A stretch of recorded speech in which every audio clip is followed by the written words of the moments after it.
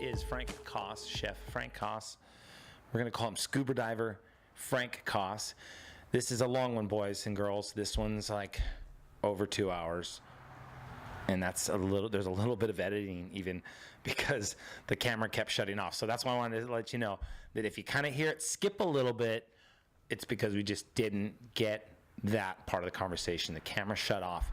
So I've tried to blend it in as best as possible because knowing that the camera shut off, we kind of went over, kind of backtrack a few times. So it may sound like it's redundant. It kind of is because we lost a little bit of footage along the way. But that being said, here you go. This is chef and scuba diver Frank Kos. He's actually just traveling around the world now. This is a year ago. And I'm just posting it now because I'm that efficient. And Lalava333's on there, and she's having a good old time in here. And we had a fun time. So tune it in, and there's some special spots around 30 minutes. And later on in around an hour and a half, 2 hours, he talks about how his stepfather drowned doing the scuba diving thing. So it was it was really bad. So listen in, crazy stories. And plus he's an amazing chef, and his experiences to coming from, like he quotes it, I was a piece of shit kid. That's Frank saying that.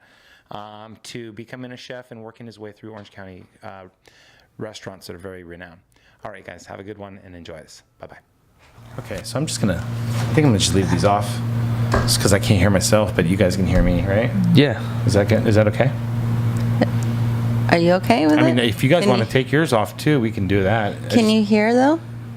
I can hear you just fine. Right? I mean, When you put the headphones on, We're not playing any music. your voice is silenced and you go straight to digital world. This just kind of, I like it because it helps you really focus in. Yeah, you can. Yeah, you're kind of blocked out from the I ambient never smoke noises. pot on here, and it is legal here where I'm at. It's legal. Proposition 64 passed this year in California. Yeah. Congratulations, Californians. So, and I don't normally do this, so I'm just going to try a little bit right now because, just for the sake, it's like tasting wine. Yeah, there's a lot of things that a lot of people are misinformed on, I think, when it comes to cannabis. And I think Proposition 64 is a great opportunity to educate people. Do you think that's happening right now, or do you think it's just to make $1? I think a little bit of both.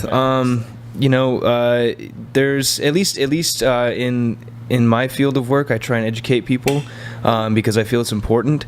With Proposition 64, if you are 21 and over with a valid California state ID, well, actually, let me back up real quick. Proposition 64 was created to legalize cannabis recreationally for those 21 and over. It passed this year, starting in January of 2017. However, because of how awesome California is in the legal system and everything like that, the framework for the proposition won't be completely established until 2018. So, you're starting to see things come into shape and form, and become that legal thing that Proposition 64 was supposed to allow. But until that happens, you do, as an individual, have some specific rights that Proposition 64 grants you. If you are 21 and over, like I said, with a valid California state ID, you can carry up to an ounce of flour, no problem. Wow. You can also carry up to 8 grams of concentrate. So that'd be wax, oil, crumble, shatter, whatever you want to call it. There's a lot of names these days, and it really just refers to the texture of it. Frank, so real quick, just kind of enlighten people. How do you know so much about this stuff? Well, okay, so I guess I never really introduced myself. yeah, this is our friend. I know Frank. I know Frank, Mr. Frank. Frank Kos. Yeah. Yeah. Okay, so I know Frank from a friend of a friend and he stopped by the podcast a couple times and we talked and he just and then we knew him from the restaurant that he worked at, and he was like a chef there, right? You were a chef? Yeah. I'll ask you your ranking in a second. So I was told to ask him his ranking. I was like, okay, whatever that means. That's an interesting question. Yes, so we'll get there. And so the food and used to I would come by and just sit at the bar, and all of a sudden it's like I'd see somebody do one of these, and the lady, hostess or the server or the runner at the time would bring some amazing food, and then it was like from Frank, and it was just awesome shit. So I'm like, this guy knows what's up. So, and then we became friends, and I was like, dude, you got to come by. I'm following him on Instagram. He's traveling all over the fucking world, and then you start training. Soul brother. And he looks like Conor McGregor. I call him Mr. Max. So it's like, come on, badass like Conor McGregor. Right? So Yeah. So okay, so then take it from there. All the stuff that I don't know. So I guess to give you a little background for my cooking side, I've been cooking professionally for about 10 years. A little over 10 years now. I started back in high school, actually. Can you guys hear me in your headphones? Yeah, you're here. You're here. Really good. So I started back in high school, and really, funny story is it was to support a drug habit. Really? I was a piece of shit when I grew up. I did a lot of drugs. I ripped a lot of people off. I did a lot of stupid things. Thankfully I've changed that around. Yeah. But one of my friends in high school was like, "Yo, you need some extra cash?" And I was like, "Yeah, I want to buy some drugs." So he's like, "Well, we got a position of washing dishes. Why don't you come wash some dishes?" So it started out as a way to support a drug habit, and eventually kind of realized, I can't come to work all fucked up. So I have to kind of cut back on the drugs. Starting to snap you out of it. Yeah, and eventually, after washing dishes for 6 months, moved straight up into pantry, started doing salads and desserts, and I kind of fell in love with it. After 6 months, I told my boss, I was like, "Hey, I want to go to culinary school." And he's like, "Oh, you're crazy. Never going to do anything with culinary school. You should just stay in the restaurant business." In hindsight, he was right. You know what I mean? But it never would have brought me down here if I didn't go to culinary school. Yeah. So originally I'm from Eastern Washington. Spokane is the town, if you're familiar with Gonzaga Bulldogs. They went all the way to the finals this year in the NCAA tournament. Every time I heard Gonzaga, I thought they were talking about the fighter. Nope, that's my hometown's basketball team. So Cool. congratulations to the Zags. I was confused. I never heard that name before too. Yeah. But cool. Yeah, so that's originally where I'm from, and then I moved down to Costa Mesa. Costa Mesa. Yeah. Moved down to Costa Mesa about 8 years ago now for culinary school, and really just wanted to get through culinary school and get back into the workforce. Like I said, my boss, before I moved down, had some truth. There's a lot you can learn in the industry without having to go to school. So it's like paying to go to college and that experience. Exactly, and versus getting paid to learn. Right. Yeah, so exactly. So it has its give and takes. You always got to trust your intuition, and Right. everything happens for a reason, and everything's always falling into place. So. Right. Cool. So fast forward a few years, I did 5 years at a restaurant called Marché Moderne. Holy shit, I just burned the fuck out of my mouth, you guys. Have you ever done that where you go to drink some coffee and you're listening to I was so in your conversation, and it was like it had been sitting here for an hour? Hey, that's why McDonald's has a lawsuit, you know? Holy shit. Oh my God, it was sweating. And then all of a sudden, I wasn't hearing a goddamn thing you were saying because I had a 4-alarm fire going on in my mouth. The cartoon character. Yeah. God damn. Okay. Yeah. Now people's ears are bleeding. I know. I meant to. Hey, I'm. That goddamn thing got me so twisted. I'm backwards. I was trying to turn away, and I was like turning into the mic to cough, and then going here to breathe. Wow. Yeah, that herb was pretty strong, actually. No, see, I don't do that. I'm a rookie. Yeah. So back to cooking. Sorry. I did 5 years at a restaurant called Marché Moderne. They got out of those 5 years I was there, we got 4 years in a row of Orange County's best food. French. Wait. What's the name of it? Marché Moderne. Marché. Marché. MARCHE. Marché Moderne. Yeah. Located in what city? Now they actually just moved to Newport. I don't know if they've actually officially opened yet or not. They were in South Coast Plaza for, I want to say 9-10 years. On the penthouse level, right across the way from Canali and Christian Louboutin, and Cool. next door to Marché Oscar. Moderne, right? Yes. So now they've recently relocated to Crystal Cove down in Newport. Oh, nice. I'm not sure, like I said, I'm not sure if they've opened yet or not. They're doing a whole new build out inside. Supposed to be very similar as far as ambiance and everything, but just kind of a revamped menu and kind of a rebirth to the restaurant, Good. so to speak. And you're part of that always. Yeah, so I spent 5 years there. You guys want to hear what that means? What's Marché moderne. modern market? Yeah, it's saying modern. Yeah, definitions of modern and or relating to popularization of Art Deco that's used bright colors and rectangular shapes, Right. belonging to the modern era in the scene. Right. Very cool. So basically a modern market is Yes. as far as food's As far concerned. as food's concerned, exactly. Correct. So they use that motif, right? Right, and so speaking to that, we had a prefix menu for lunch that was a great deal. You get 3 courses for $25, which where can you find any fine dining restaurant that does that? And this is changing on a every 2-3 day basis, depending on what's fresh and local and available in the markets. Nice. We're getting from local seafood from Santa Monica seafood, and then if we want to really go far and above, we're getting stuff imported from France. Wow. So talk to him about. Remember, because I even mentioned you before the podcast that we've been buying the mahi frozen and the sea bass.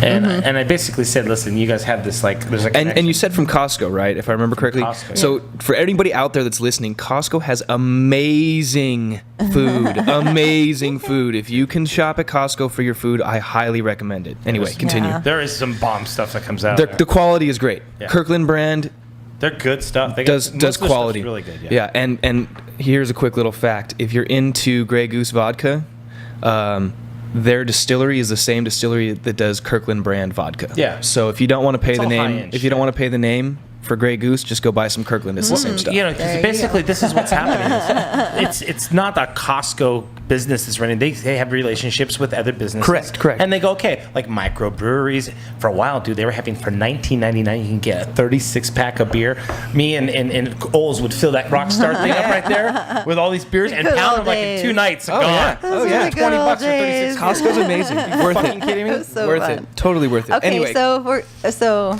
Rabbit hole. back to I'm bringing us back to. Yeah. We're gonna come back to the present, but I'm going to kinda go turn this thing off real quick. filling us in on the before and then where you're at right now. so wait, Yes. say that again. I got distracted by the leaving of the room. So you were at the restaurant 5 years ago, and obviously Not 5 years ago. I was there for 5 years. for 5 years, and then you recently left, and then you were at Royce. Royce. Yeah, so I left Marché. Basically, I was there. I was there for 5 years. I wasn't going to go any higher. Let's put it that way. So I guess if you want to go into this rank question of the kitchen, where I was, what was my position, what was my title? What's your rank? Yeah. Yes, what's my rank? So I've worked in restaurants before. I know exactly what you're talking about. so I worked at the Yeah. macaroni grill, but okay, go ahead. so my first initial response to that question is no. Because and I'll tell you why. Rank has This is funny. Rank has Because nothing that to do wasn't really with my it. question. You know that. Right. Somebody told me ask that question, so that's what I was asking. Right. Because I wouldn't have asked that. I was Right. gonna. I would have. This would have come from me. I would have said, "Hey, Frank, I know you make food. What the fuck do you do?" Exactly, and that's a better way to phrase the question. The rank has nothing to do with it. I There's would say position always. well, right? position's a title. Yeah. So let's give you Marché for example. When I started there while I was in culinary school for my externship. It was a paid externship. I made minimum wage. Sweet, what more could you ask for a kid in college that's trying to get experience to graduate, Absolutely. and That's the best. you're working at Orange County's best restaurant. You know what I mean? Before I finished my externship, the chef had approached me. He's a chef owner there, a gentleman by the name Florent Marneau, a French gentleman. He approached me before my externship and said, I like you, Bello. His wife's Italian, so he says Italian words every now and then. And what is Bello? Bello is like the male version of Bella, Okay. like pretty woman, pretty man. Sweet boy. It's sweet boy, yeah. And it's not so much of from an It Italian. translates different. It's It translates. right, but Yeah, and he's no. not using it as a term of endearment. He's more of using it as shit talking. Like, all right, Bello, come on, let's get your shit together. I You know got what you. I mean? Yeah. Come here, little candy boy. Yeah, Candy ass. yeah, A candy yes, ass. yeah. But not meaning you're a yeah. Right. So he says, all right, Bello, I like what you got. If you want to stick around after your externship, you're welcome to, and I'll give you a couple more dollars. So sweet, I stuck around and bumped me up to $12. I worked my way through pantry.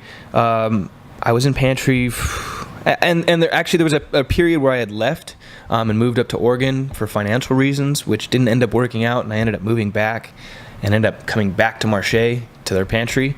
But while I was in pantry, I kind of proved myself as far as how I could handle working in a fine dining restaurant such as Marché. And anybody that's ever worked at that restaurant will tell you what it means without telling you what that means. It's kind of a weird thing that Marché has going. But anyway. It's called stressful. Yes. You gotta be on your fucking game, Yes. or you get your ass kicked. Yes. By a French dude. And you don't, yeah. It was crazy. Or you don't get to work there any longer. Yeah. So after that, I ended up moving up to Sauté and working on meat and fish for a while. Actually, about 3.5 years is how long I was on that Sauté line. And to give you a perspective of how big the Sauté line is, it's not much bigger than the length of this table right here. And you're doing 180 covers on a good night. Let's say on an average, you're doing 160 covers coming off that line. And when you're working fish station... Hold on. What the terminology? Covers? People. Reservations. Oh, okay. Reservations. Sorry. I was saying Res. plates. Yeah. Plates, res. Well, no. So, and that's the thing is a reservation. One person can order more than one plate, right? So you're doing 160 reservations, 160 people, and when you're on fish station at Marché at its peak, when I was there, you've got 18 dishes coming off your station, and you've got 3 burners to cook off of and 1.5 ovens to use. And if you need to rush something, you've got a wood burning oven that's going at like 850 degrees. Wow, so Yeah. you really have to control heat on that fucker. Exactly. As far as you can't control the heat of the oven, but you can control your plate. It's right? the time. It's the time, and Again. that's what cooking comes down to is Yeah. time and temperature control. And let me Yes. ask you. I was going to ask you temperature control. Now, let me ask you a question: is it redundant, or is it not useful to be able to grab something, rotate it in small increments, and then set it back, or does that just waste time? You're wasting time. Okay. There's techniques that you can use to keep things from sticking to your pan when you initially set it in your pan, but once you, especially like a larger item that you're trying to sear and develop a nice crust or some color on, you don't want to move it. Okay. Because that's going to disrupt the even colorization of the product. Okay. Yeah. So let's jump back to the question of Sorry. what my position Yes. was. So at Marché, if you want to give me a title, I was lead line cook. Because of the fact that the 2 sous chefs that were there were not in any position to leave or in any rush to leave, I didn't have any room to grow. I was stuck. Was making about as much as I was going to make. And I want to give you some real figures here. Orange County, California is one of the highest grossing... That sounds good right there. Is one of the highest grossing per capita places in the world. You know what I mean? There's so much money in Orange County. It's ridiculous. And surrounding Orange County, you've got LA, you've got San Diego. I mean, even there's some money in Riverside even, you know what I mean? Okay. So with that being said, Orange County's best food, right? Let's just think about that title for a second. How many restaurants are there in Orange County? Thousands, right? How many do you think? I couldn't even give you a number. Okay, go ahead. I mean, Google it if you want. Yeah, I'm you going know what I mean? I'll be the I say 63,000. You're way off. Yeah. I mean, I don't think it's quite that number, but there's Came to my head. That's There's all I over a can handful of say. 1,000. You know what I mean? There's so many restaurants. Now, to do Orange County's best food and be solidified as Orange County's best food 4 years in a row, that's a feat in its own. Yeah. To put it in perspective, you're going in, your average check per person for lunch is about $85 if you're not doing the prefix menu. For dinner, Prefix menu, what does that mean? the 3-course for $25. Okay. Which is already preset. You basically just say, I want that, and then they send it out. Okay. If you go to dinner, and you get wine, you're looking at like 140, 150 per person. And that's not doing the chef tasting menu, which is also a prefix. So that's a lot of money coming in. Now, when you're doing 160 people and they're each spending 140 a night, that's a lot of money you're doing, right? Now, obviously, there's overhead and there's rent and utilities and maintenance and upkeep and small wares and all sorts of costs, right? Included in that cost is your labor, right? I'm going to ask you guys a question. How much do you think a cook at Orange County's best restaurant makes? A lead line cook. Oh, dude, they're not making shit. I'm gonna say Probably they're not making $18 to $22 an hour. $13. Oh shit! Ouch. $13. So when you come home at the end of 2 weeks, you know how much you're making Yeah. with overtime? Yeah, you're making around $850. No, Huh? 700 to 750 on a good week. That was with overtime. Huh? That's with overtime. Now, let's put this into perspective again.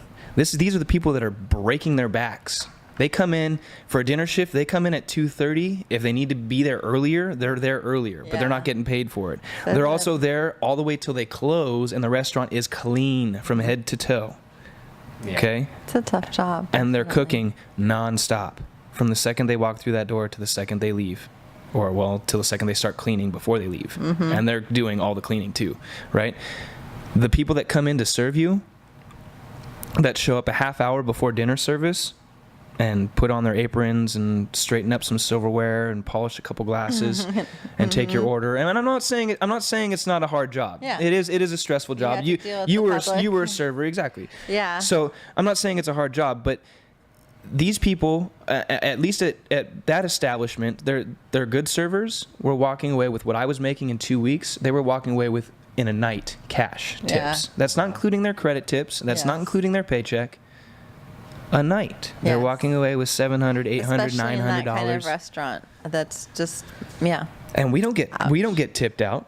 Oh shit. Ow. There's no That's tips coming to the horrible. kitchen. No shit, dude. No tips. Even at Roy's. That's what I was gonna say. I always thought that they fucking tip you guys No. out. I kind of thought that was a new thing. I mean, I knew they didn't. There's some restaurants that, in LA but- where they're now putting like a kitchen tip line, you know what I mean, where you can tip your server Yeah. and then you can tip your kitchen. Dude, man, they should be able to hook it all the way up through like all online. So like, oh no, that's him. And then that way you build your own brand too. And that way you float from restaurant to restaurant and you gain your value with your expertise, with your knowledge. And again, it's an understanding of certain styles. Fucking Right. guy at A won't fucking run his kitchen like guy at B. Right. Yeah. So on that, so when I left, leaving Marché was actually kind of a falling out between myself and the business. I had brought down a friend of mine from Washington that I cooked with up in Washington.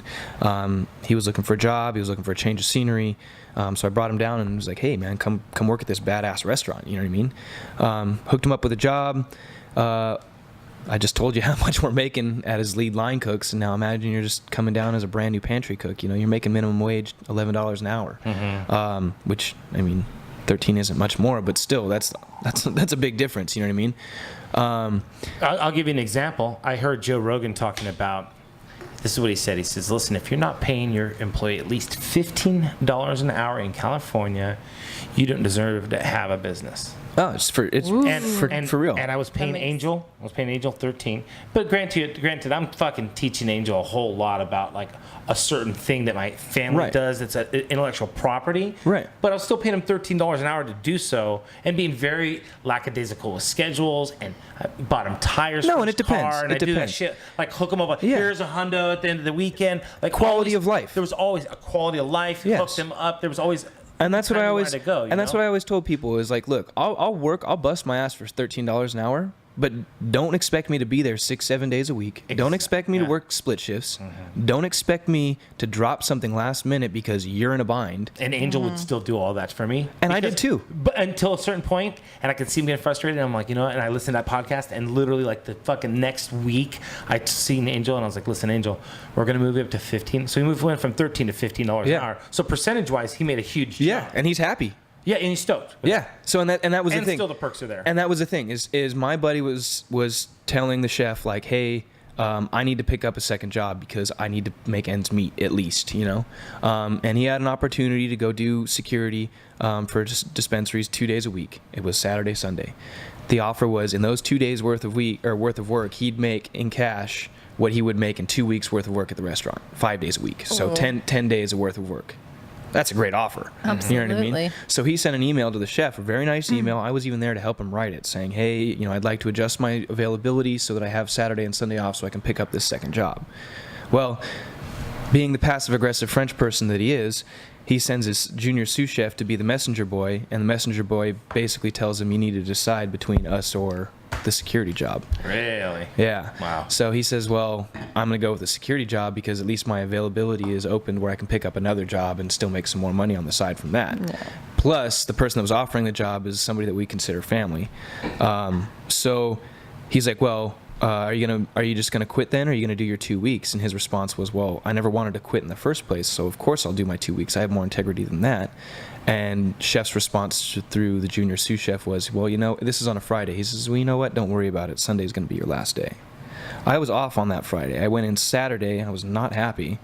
Didn't say much all night. I ended up pulling the first sous chef aside. After dinner was over, I pulled him aside, away from everybody, and tried to level with him. I was like, look, dude, talk to me, man. What's going on? Why are you guys jerking my homie around? And he was like, blah, blah, blah, blah, just playing stupid, trying to give me the runaround. I was not having it. But there's politics in restaurant business. For sure, Yeah. for sure. We all know this. So I freaked out, and I let it go, and I, the restaurants were, or the people in the restaurant could hear me yelling at him. Oh, shit. So this became public. Oh. now. Oh, now it became public, yeah, because I was not happy.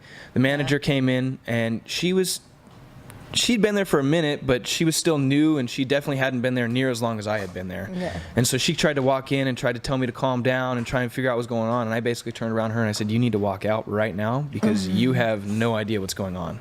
And she did, because it was the truth. It got to a point where I recognized why she was walking in. She was trying to calm me down to keep the restaurant at a Yeah, peaceful level, exactly. So I'm like, the customers don't deserve this. And Little kids are going to start Exactly. screaming and crying. Right. Yeah. So, I tried to take the high road, and I went and clocked out. And as I clocked out and got to the front door, I realized, you know what? I'm off the clock. They can't do anything to me. Yeah. So I turned my happy ass right around, and I went right back into the office, and I started going into him again. I ended up going to the bar down the street that night. It was, the local watering hole. Go there every few nights. Not to get wasted or anything, but I was frustrated. I wanted some whiskey, Unwind. And I posted something on Facebook saying, I didn't say any names or point any fingers or anything, but I said, if my bosses and supervisors aren't willing to do their job, why should I be willing to do mine? Just kind of a thought, you know what I mean, on social media. I came in the next day, the junior sous chef was sitting in the office, and I went to go slap his hand and say hi, and he looks at me and he says, I don't have anything to say to you. I know how you feel. I read how you felt. Oh, So we're going to play that game, huh? damn you, Facebook. Not even that. Like you're not even going to give me the opportunity to explain myself. First of all, I didn't say anything about you. Yeah, because it could have been taken out of context. Yeah. Exactly. That's the problem with any kind of. So he didn't even want to give me the time of day. Yeah. So I was like, if you want to play that game, we'll play that game. So I basically asked him, do I have any specials on my station? He said no. I prepped up my station, extra badass. I even cooked dinner for everybody in the restaurant. I clocked out for my break, and I told all the other line cooks that I was working with that, and I said, look, I'm leaving. I'm not coming back for dinner service. I am done. That was your farewell. I'm fucking done. I've been here for 5 years, blood, sweat, and tears. I literally almost lost my finger at work one night right before wow. dinner service started. I went and got it stitched up and came back and finished dinner service. I was a loyal fucking dog there. Yeah. And they were paying me $13 an hour, and they were screwing me and my homie over. I was done. And that goes back to that question right before you remember me. Yeah. Fuck you guys. That's rad. It was my half baked, fuck you, you're cool, fuck you, I'm out. Yeah. And it literally was. I walked to the door, and the sous chef, or the junior sous chef, came around the corner, and he tried to accuse me of stealing. He's like, "Come back here. I need to see your backpack. Make sure you didn't take anything." Oh god. Fuck you, man. I literally walked back, pulled my backpack off my back, pulling things out of my backpack like my knives, my spoons, all my tools, all my shit. Yeah. None of theirs, you know what I mean? Yes. Slamming it on their fucking $80 plates, just boom, boom, fuck you, this is mine, boom, fuck you, this is mine, boom, fuck you. And when my backpack was empty, upside down, shaking it, fuck you, I didn't take shit. Put my shit back in my backpack and walked out the front door, and as he walked out the front door, he's like, oh, good luck, man. Oh, And I turned around and God. said, I don't need your fucking luck. And kept walking. I think we're back up now. Oh yeah. Yeah, Was it out for a second? Evolution of the podcast, people. Yeah. Evolution of a podcast. Unless you just want to knock me out, and you can just take it over. From like that. It just I burnt goes the fuck away. out of my mouth so bad that I had to munch on these chocolate things, so I wasn't trying to be rude. No, you're good. Flames out. Because even You're after good. all that time, it still fucking was burning up Heavy. So So this mic is Here's- just you not wanna as share high. This coffee? We can share this coffee. No, it's not. You know what? This is the problem, Frank. And I talked about this in that podcast I was trying to show you earlier about like refining yourself, and that's what you were doing with the story you're talking about. You're refining yourself because of your knowledge, your not just of your knowledge of the kitchen, but the knowledge of having to deal with management and Yes. how a restaurant runs. Yes. Not Yes. just making food. yes. You're And actually how it- having to hold on. You're going to have to fucking please. Boop, boop, boop. Egos. So that goes. Check this out. We're gonna go down a rabbit hole real quick. Yes. Okay, that book I was telling you about. Go ahead, what is it again? Extreme Ownership. Okay. How U.S. Navy Yes. SEAls lead Can and you win. hear? Oh, there we go. Hey, am I in? I'm here. Hi, guys. Finally. It's No, like see, a this is the thing. beatboxer. This is if I don't talk like this. Hey, there we go. All right. Well, I'm here. I'm back in. We're back. All right. I'm here with you guys. I gotta look like I'm sucking a dick, but That's a little So- too loud. is it? Yeah. Oh, A I little- can't hear shit. That's what I'm saying. You're blasting Frank and I, right? Just a little bit. Just a little loud. Yeah. See, you gotta tell me because I don't have. Maybe just Sounds like- one hand. It sounds like you're in like a tunnel. You're Yes. talking really loud. How's it? So this sounds good. I can't hear myself. Yeah, I think you I sound can good. hear you guys perfect. Yeah, I can hear you. Wow. That must be frustrating. Deaf. Maybe it's just me. I can hear Wait, you. I No, want I to just finish can't hear one myself. thing Go about ahead. just one Rabbit teeny hole. tiny thing before that. But you learn about teamwork too. And that's all I'll say about Right. You do. what Right. it takes And different. and what you know takes for a team. Right. So, and I'm okay. Just So down the road. So that book, and Rabbit hole. they talk about teamwork as well. So it's called Extreme Ownership: How U.S. Navy SEALs Lead and Win. It was written by Jocko Willink and Leif Babin. They are retired U.S. Navy SEAls. Very thankful for their service. Kick your ass. Fuck yeah, they will. Beasts. Look them up, dude. They're beasts of humans. But they were part of the retaking of Ramadi when Ramadi, Iraq, was at its most violent state. It was the most violent place on the planet when they were there, and these guys took it back. I mean, badasses. Anyway, so this book, Extreme Ownership, it basically talks about how they learned certain principles in combat and how these principles can be applied to life and business, and how it helps you become successful as a person and as a leader and as a businessman, as a husband, as a brother, whatever your role may be. The book is really interesting. It starts out with these war stories, so to speak, and they even say it in the book. They don't try and immortalize anyone or make anyone out to be a hero, although many of these guys, in my eyes, go above and beyond the Call of Duty. I mean, there's very few people out there listening to this podcast that would do the things that these guys would do. Yeah. And I'm just going to be honest with that. You know, I'm not trying to talk anyone down. These guys are insane and awesome. And you know, you hear about their story, you read about their stories, and from their perspective, I mean, it's a real thing. It's not Hollywood, you know what I mean? And you hear about some loss, you know what I mean? Some tragic loss, and how hard that is. You know, friendly fire. I mean, can you imagine shooting your friend? You know what I mean? Like, Yeah. I can't. and not like because you're mad at them, but because you didn't know that they were your friend. You thought they Yeah. were the enemy. You know Oh what I my mean? God, how You- devastating. So you read about these things, right? And then after only you read about imagine it, what they see. they take these lessons, like I said, they take the lessons from combat and they break it down and they say, okay, here's what we learned. So like the blue on blue, the friendly fire situation, they learned that you need to communicate and you need to plan and you need to make sure everyone is on the same page, right? Communication. So they talk about how important it is to communicate and plan and make sure everybody's on the same page. After that, they go into a business scenario where they're visiting a company and how somebody's got this vision and they've got this plan that they want to execute, but nobody else is on the same page. And he's in a position where he might lose his job because the company isn't performing the way it's supposed to be performing, and it's not because he's not doing his job, it's because he can't get everybody else on the same page. I have several books on that shit. So this book, that's one little part of this book, and they go through teamwork. They go through, they talk about the ego and how you need to suppress your own ego and at the same time feed other people's egos, and it's a game, dude, it's so awesome. It is a game. It's so That's awesome. what this fucking camera does. This camera is a game. Regardless of like, we can say, oh, you turn a camera on this and that. And it's like I was thinking about it deep the other day. I was like, all right, we're producing these things, we're putting them up online, we're making them, we're categorizing them, and we're cataloging something, and we're trying to create something better and better and better and better. Holy fuck, I have to hold it to a certain standard as much as I can. Yeah, and that's another thing they talk about in the book, is you can't, if you set a standard, you can't settle for anything less, and you should always strive for something better. For that something Yeah. better, yeah. Always, Refining, always, doing it always, better.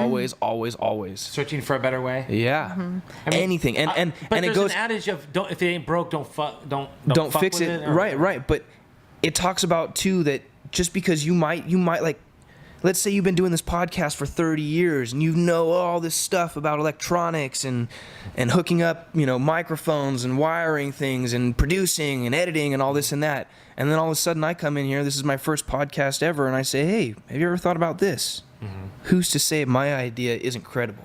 Oh, and that's 100%. And that's something they talk about in the book. I'm not saying I have any ideas to make this podcast better, but I'm just saying. Shoot them. They need to be implemented. But you know what I'm saying though is that they talk about is That's why I have her here. Huge. She is amazing at back. And commitment and follow through. yeah. Yeah, that's the hard thing is. Going into the cubby hole.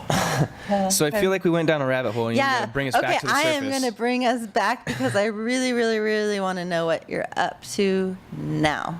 What am I up to now? Yes. All right. So right now I'm actually sitting here on a podcast, Topsnap podcast. I'm just In joking. the moment. Currently in my life, I do a few things actually. First and foremost, I own my own business. Yay, congratulations. Yes, thank you. Very good. And I'm going to take a step back and talk about something else that I do real quick, and then we'll go back and talk about the business because I Okay. feel it's something that should be talked about. Yes, sir. So when I'm not doing my business thing, which is about 3 days a week right now, 4 days a week, I am doing security for local dispensaries and making sure patients can get their medicine. Cool. So yeah, that's pretty cool. Definitely pays the bills. Did you have to go through some sort of certification or training to be like a security? Yeah, you get a guard card. It's not much. Yeah, I want a guard card. And it's You easy. should It's get a cool. guard I card. grab a guard card. My guard card is my white belt. Yeah, right. Woo! So I you love my white belt. you get your guard card, and that's about it. And then you can, if you really want to, you can get your armed guard card and carry a weapon on you. And there's other things that go along with that, but Oh, Jesus whatever. Christ, there is. That is a sticky, slippery, crazy slope of Yeah. weirdness. The whole arm guard thing. I'm working towards it though. And it's like a weird thing, though. So you can carry a taser? No, you weapon. have to get another permit for that actually as well. But That's separate. yeah, you just pay like But a an small little arm fee. guard means a gun? Yeah, Yeah. open Okay. carry. Yeah, open carry. Yeah, an open carry permit, and then you basically can work with your gun out, and it also allows you to travel to and from your post with your gun. Like, Are you thinking with- nasty? She was thinking nasty. She's thinking of a cock. She's thinking you can work with your gun out. She's got such a dirty mind. I mean, there are some cute patients. There are some cute patients Man, that come what a through. great fucking place to work and be entertained. Oh my god, I can only imagine what you see. All walks of life. I see some pretty wild stuff. I I'll tell you bet that. you do. And I see people, they're all fucking paranoid and shit coming in there. And No, not so much paranoid, but there's some like, pretty high learning the motherfuckers, ropes, man. Learning the ropes of how it kind of works. Well, that's what I was don't talking know, about, like patient education, and feeling like comfortable. that's why I really enjoy that job, is because it allows me the Good. I'm opportunity glad to you. give. That makes all the difference when you enjoy it and you, Yeah. like, it fulfills a dharma for you, like some service, Yeah, right? it allows Service. me to educate patients. You know, there's It's a because good there's people that service. come in for the first time and not even their first time to just our dispensary, but the first time ever Yeah. looking at weed. You know what I mean? Like they're like, what is this? Yeah, that must be a trip. You know? That's true. And then Not they just just what I they're can get, overwhelmed, or- you know, and they don't understand Woo! and Well, because they don't want to. They're afraid to listen.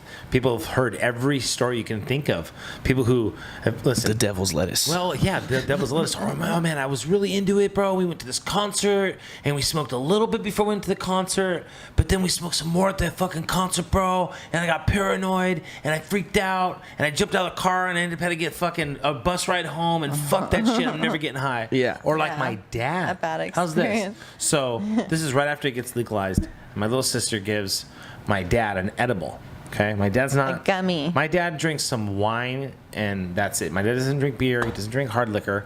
It's not that he never has. He just does, that's not his thing. He likes wine. He likes Right. red wine. He'll drink occasionally white wine. White wine. Blah, blah, blah. So white wine. He likes that white wine. That's fine. But mostly he drinks that red wine. That's fine. And so he takes. There's a 1 gram. Not a Chiba Chew, but it's like a gummy.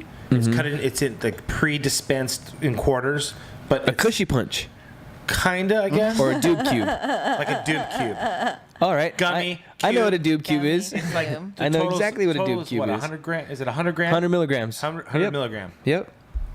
Those And things so fuck you up. 25 milligram is each cube. Well, I told He got my sister fucked told him up. take the whole quarter, not the whole cube, but the whole quarter. Right. And I was like, Courtney, you think that's enough? She's like, yeah, it's 25. That's not much. And I was like, no, he needs to take a slice of that. So a couple days went, you haven't taken any, right? And he's like, no, I'm gonna make sure you don't take the whole thing. Make sure you just take a sliver of one. Well, he listened to my sister, bro, and he took a cube of that. When nobody was home, too. No, it set and setting, and I get a call in the casino. And I got cards, and I got good cards, man. And I'm getting like pocket aces, pocket kings. I'm fucking killing it. And my dad keeps blowing my phone up. And I happened to be working on him. You did, huh? Yeah, I was there. Holy shit! Which This is the was first time I crazy. met him. It was, Met her. No, Met it him. wasn't the first time. I said one of the first times. It was close toward the first time. It was like at the beginning of knowing you. The tense was still it was around. definitely the The tense beginning was of still a around for Hawaii. relationship. Yeah, exactly. And I had gone to the birthday dinner where he got the gummy. So anyway, and it was Yeah, so it was kind of like recent, right? yeah. I mean, yeah. Anyway, Like 2 years ago. I happened to be working on him, and my heart dropped because it was 1:00 in the morning.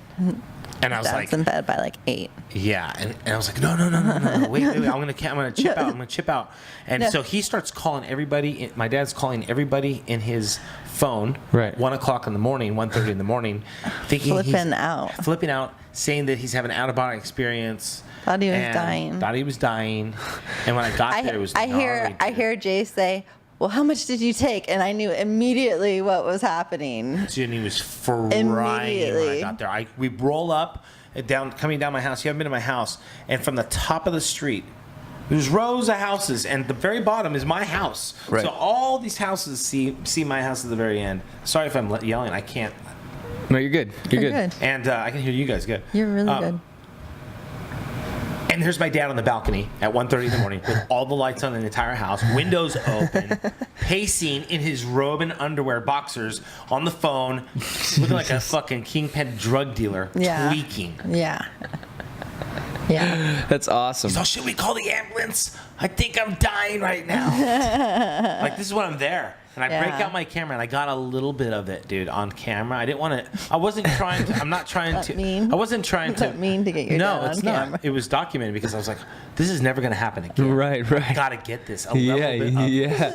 And I started cracking up. I started laughing so hard because he was acting ridiculous. And I said, "Listen," I was walking him through it. I wasn't making fun of It's gonna him. be in the memorial video. At the Oh my wake. God! Yeah, it's a good time. It's like this is the time my sister got my dad fucking stoned. He doesn't like it. He's all fuck that shit. Or no, he didn't say fuck that shit. Yeah. He doesn't even cuss. Yeah. Like if he cusses, you know, there's a Yeah. problem. Like he's like, oh my God, forget that stuff. I never want to touch that stuff ever again. Yeah, Because he got a peep of reality into his life. Like It hurt. It scarred him. my dad was scared. Dude. By the way, It was sad. there has I was like, he was never crushing my been heart. a weed overdose ever. I know. So But I just Maybe But- your listeners Yeah. don't know though. You know what I But- mean? They think, man, he really was gonna die. Did he take too much? Just hang There's on. never been a weed overdose Hold ever. on. They say they It's just gonna be but- all right. Enjoy the ride. But Yeah. I hear that, and this is Jay. This is Medina. Fucking, I should have been a lawyer. I swear to God. It's plausible that the people that have had heart attacks from self-induced heart attacks, from thinking they were going to die, and then race their heart up enough to where they couldn't handle it, and then have a heart attack. Coronary report would show from a natural cause. Anxiety. It Yeah. would just show from a natural cause. Yeah. Heart attack. You never say because of weed. No. That's all I'm saying. It's like, And that that's just means kind of you're- it's kind of one of those floaty things because I don't think like necessarily if you smoked a lot of weed that you're gonna die. And I think that just you're means gonna you have some fucking- serious fucking problems because To work through, weed yeah. because weed is supposed to be an anti-anxiety. You know what I mean? So Yeah. if you're fucking freaking out to the point where you're just having a self-induced And heart I attack, think you hit the you got some hit it serious right on the head. you got there, some serious sir. issues you got to work out with yourself. 'cause- Yes, sir. And that's what it shows you. But that's what weed shows you. It shows Yeah. you when you need fucking really self. It- Dude, I it quit for does. over a year. Because I was getting too much anxiety and I needed to work some shit out. Yeah. And I quit. There's always and then a when I time was and place I for think it. it's time to smoke some herb again. And wow, okay, we can do that on air. This is gonna be a trip. I haven't done this yet. I mean, it's post 420, but Oh well, that's okay. I mean, What do you mean you just smoked off the bong just a little bit ago? I was off camera. You were scooting me out the fucking frame. So it's crank color. There I was thought you none of could this see you. on the huh? No, you can't hear anything. Can't see anything. I am a ghost. I hear no These evil, aren't- speak no evil. These aren't the droids you're looking for. No. Yeah. So this Hey, is wasn't me.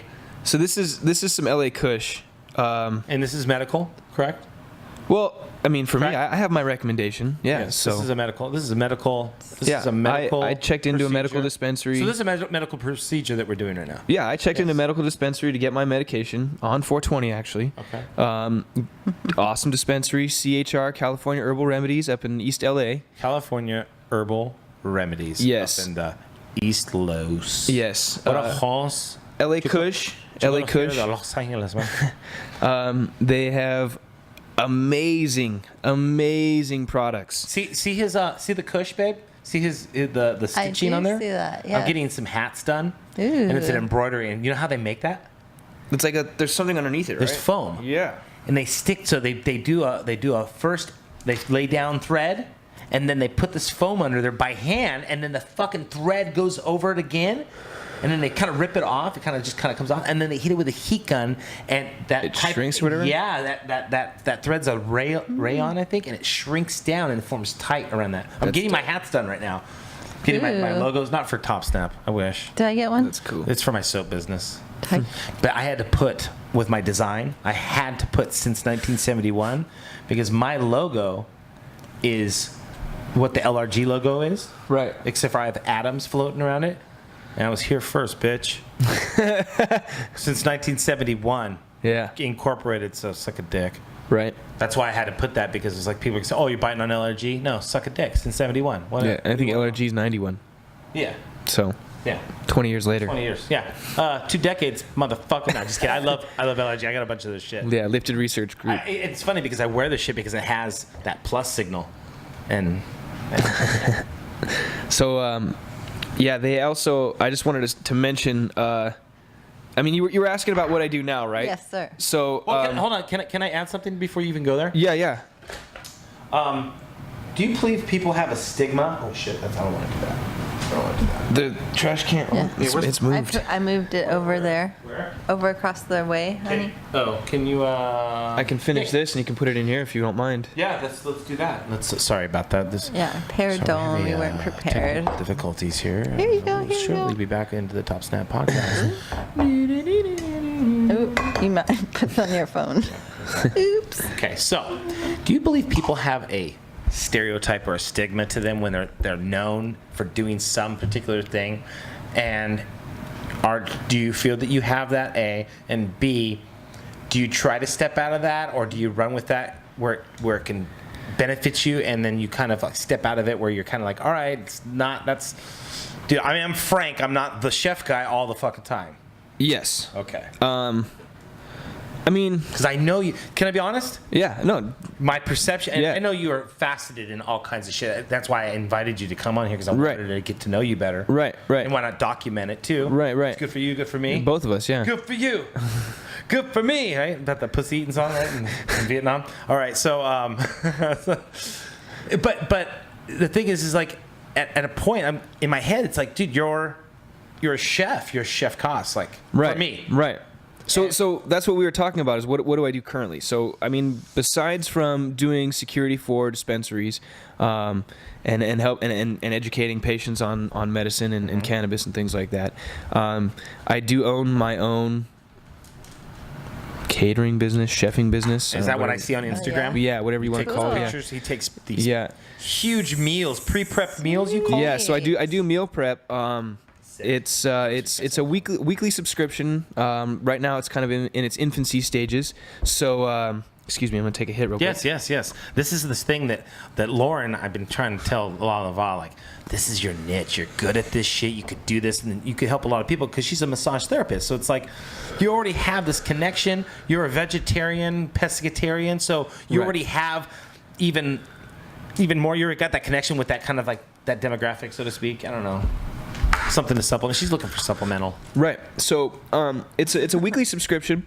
Sorry, I'm blowing this right into the mic. Okay. And it entails 3 meals a day, 7 days a week, so a total of 21 meals. And the subscription is $170. So if you do the math, that's just under $8.10 a meal. So I don't know about you, but when I go out to eat, especially if I'm busy and working or whatever, I'm spending $12, $15, $20 to eat. Yeah, definitely. And it's mediocre food at best, right? Told you about the $22 fucking hot sauce Yeah. at the Caliente. Exactly. So for that bottle of hot sauce, you could have got 4 meals. But that shit's so good. It's called Happy Pussy. No, sorry, Happy Beaver. So this meal prep that I do, it's a bi-weekly delivery, so you're getting fresh food. It's not going to spoil. It's never frozen. I do most of my shopping at Costco. That's why I put that plug in at Costco. I'm a Costco's Costco fucking great supporter, product. and we're not sponsored. So Neither of us are sponsored. you're Damn right, it, wink, but huh? Costco. Just kidding. As we Costco. pass the weed around, fuck. Right. Hey, it's legal. I know. It's our medication. We're medicating, right? Yeah, I've got my recommendation from a doctor, so I'm good. I have none of that. This is just in my. We're in Grandma's basement. You're on private property. You're good. Therapeutic purposes. Is this a trip? This place when you come up here to come do this? I like this. This is cool. Yeah. So Armed guards downstairs. the meal itself consists of about a cup of starch, half a cup of veg, and 6 to 8 ounces of protein, depending on the protein, whether it be white or red meat or seafood or land animal. Do you follow any of those mantras of not mixing starches and proteins together? No. Okay. No. I'm a firm believer in a well-rounded diet. You should expose. More old school. Yeah, you should expose yourself to everything. You should eat everything. Especially when you're younger, you should expose your children to a lot of foods. Whether they like it or not, at least they'll recognize it later on their palate, and maybe they can grow a development for it, or develop a liking towards it. Like for me, mushrooms. I tried them as a kid. My mom gave them to me. I hated them. Now, my top 4? Actually, top 3 besides truffle would be morel, chanterelle, and Mushrooms are awesome, it's a good one. but I don't know. They call them. You go wild mushroom picking? No. Have you ever done that? No, I'm not a big fan of that because I don't know my mushrooms that well. But yeah. And so I might get like something poisonous. There's always a Maybe risk puking of or that. dying in the night. Yeah. There's certain telltales that you can look for under the hood. Yeah, but I mean, I do so many I other things that I wouldn't don't trust have. unless I knew somebody It's who not that I wouldn't want to learn was about it, with somebody. but I don't have the time to go out and do that. So I don't want to consume my time with. So where do you learning get your that right now. mushrooms from? It sounds, I mean, obviously you're not just getting them from Ralph's, right? Whole Foods. Whole Foods Whole Foods. has a great I love selection. that fucking Me place. too. They Trader Joe's actually has some quality stuff sometimes. Really? But it's hit and miss. It really depends on how much volume the store does and how quickly they turn over product.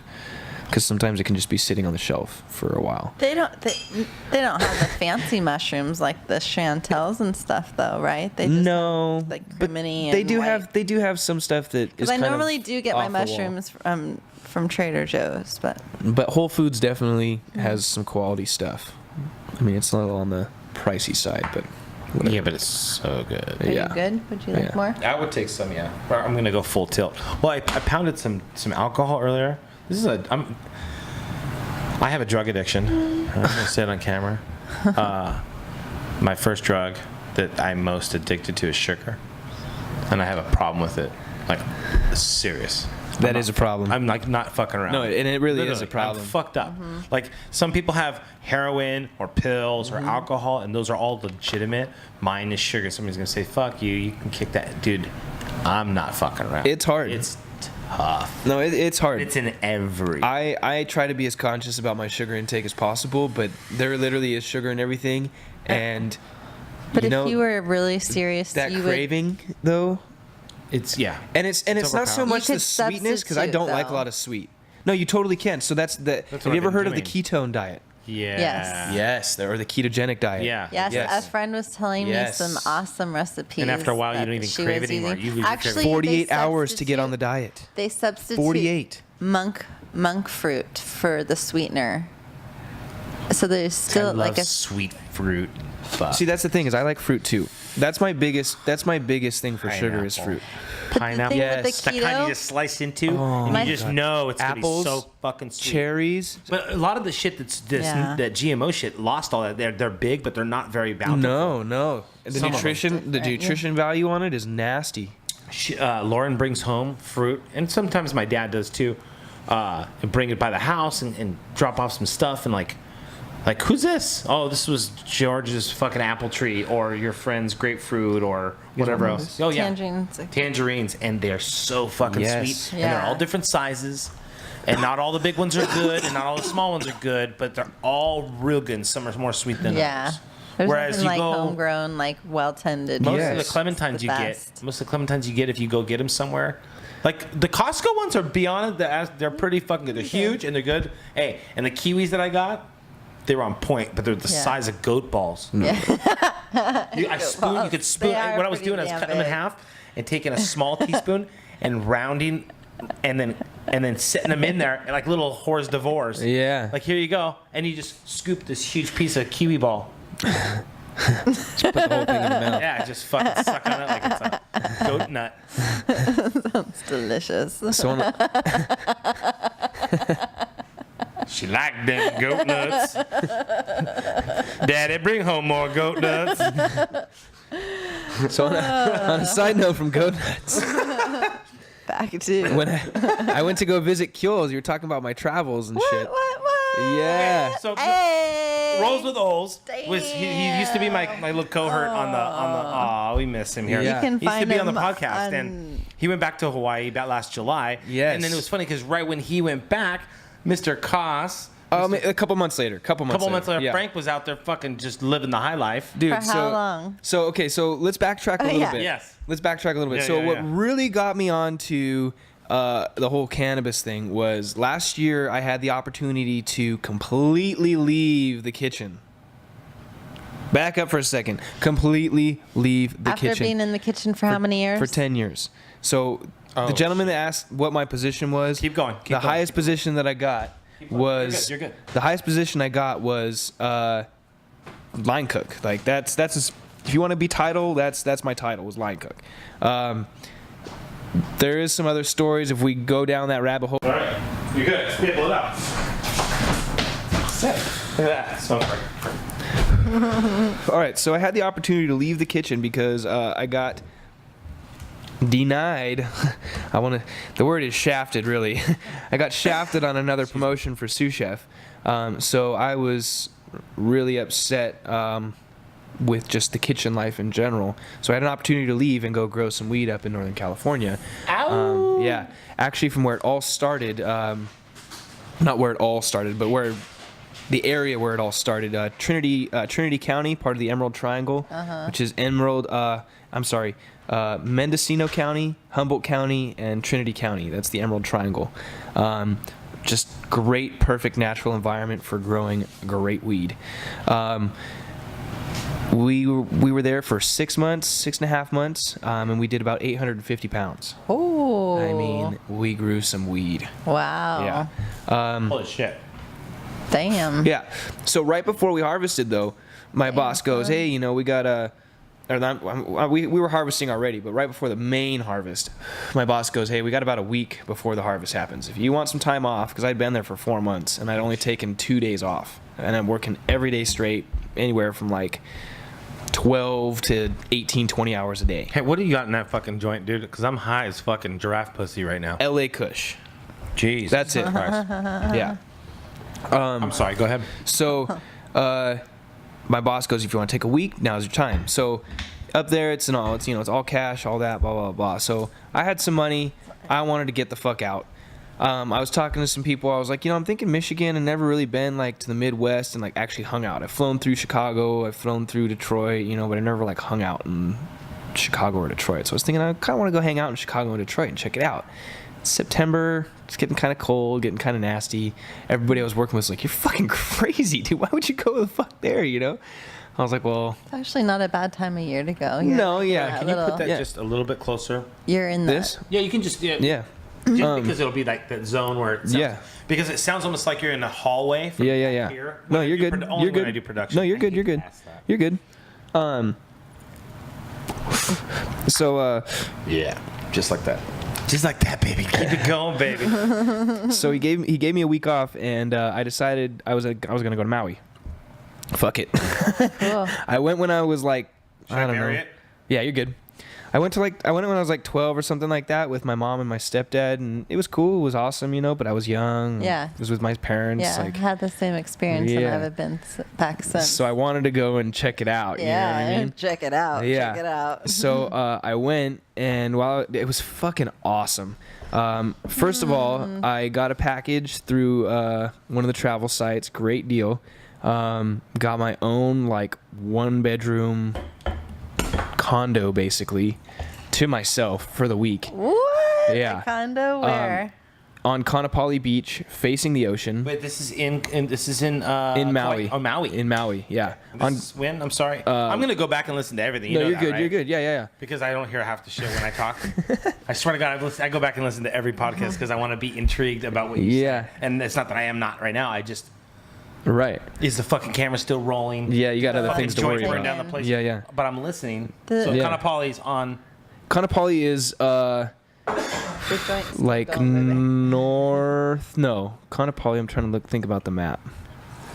I want to say Kaanapali is like west side of the island, like southwest area. West side? Yeah, but it's like the tourist area of the island, right? Okay.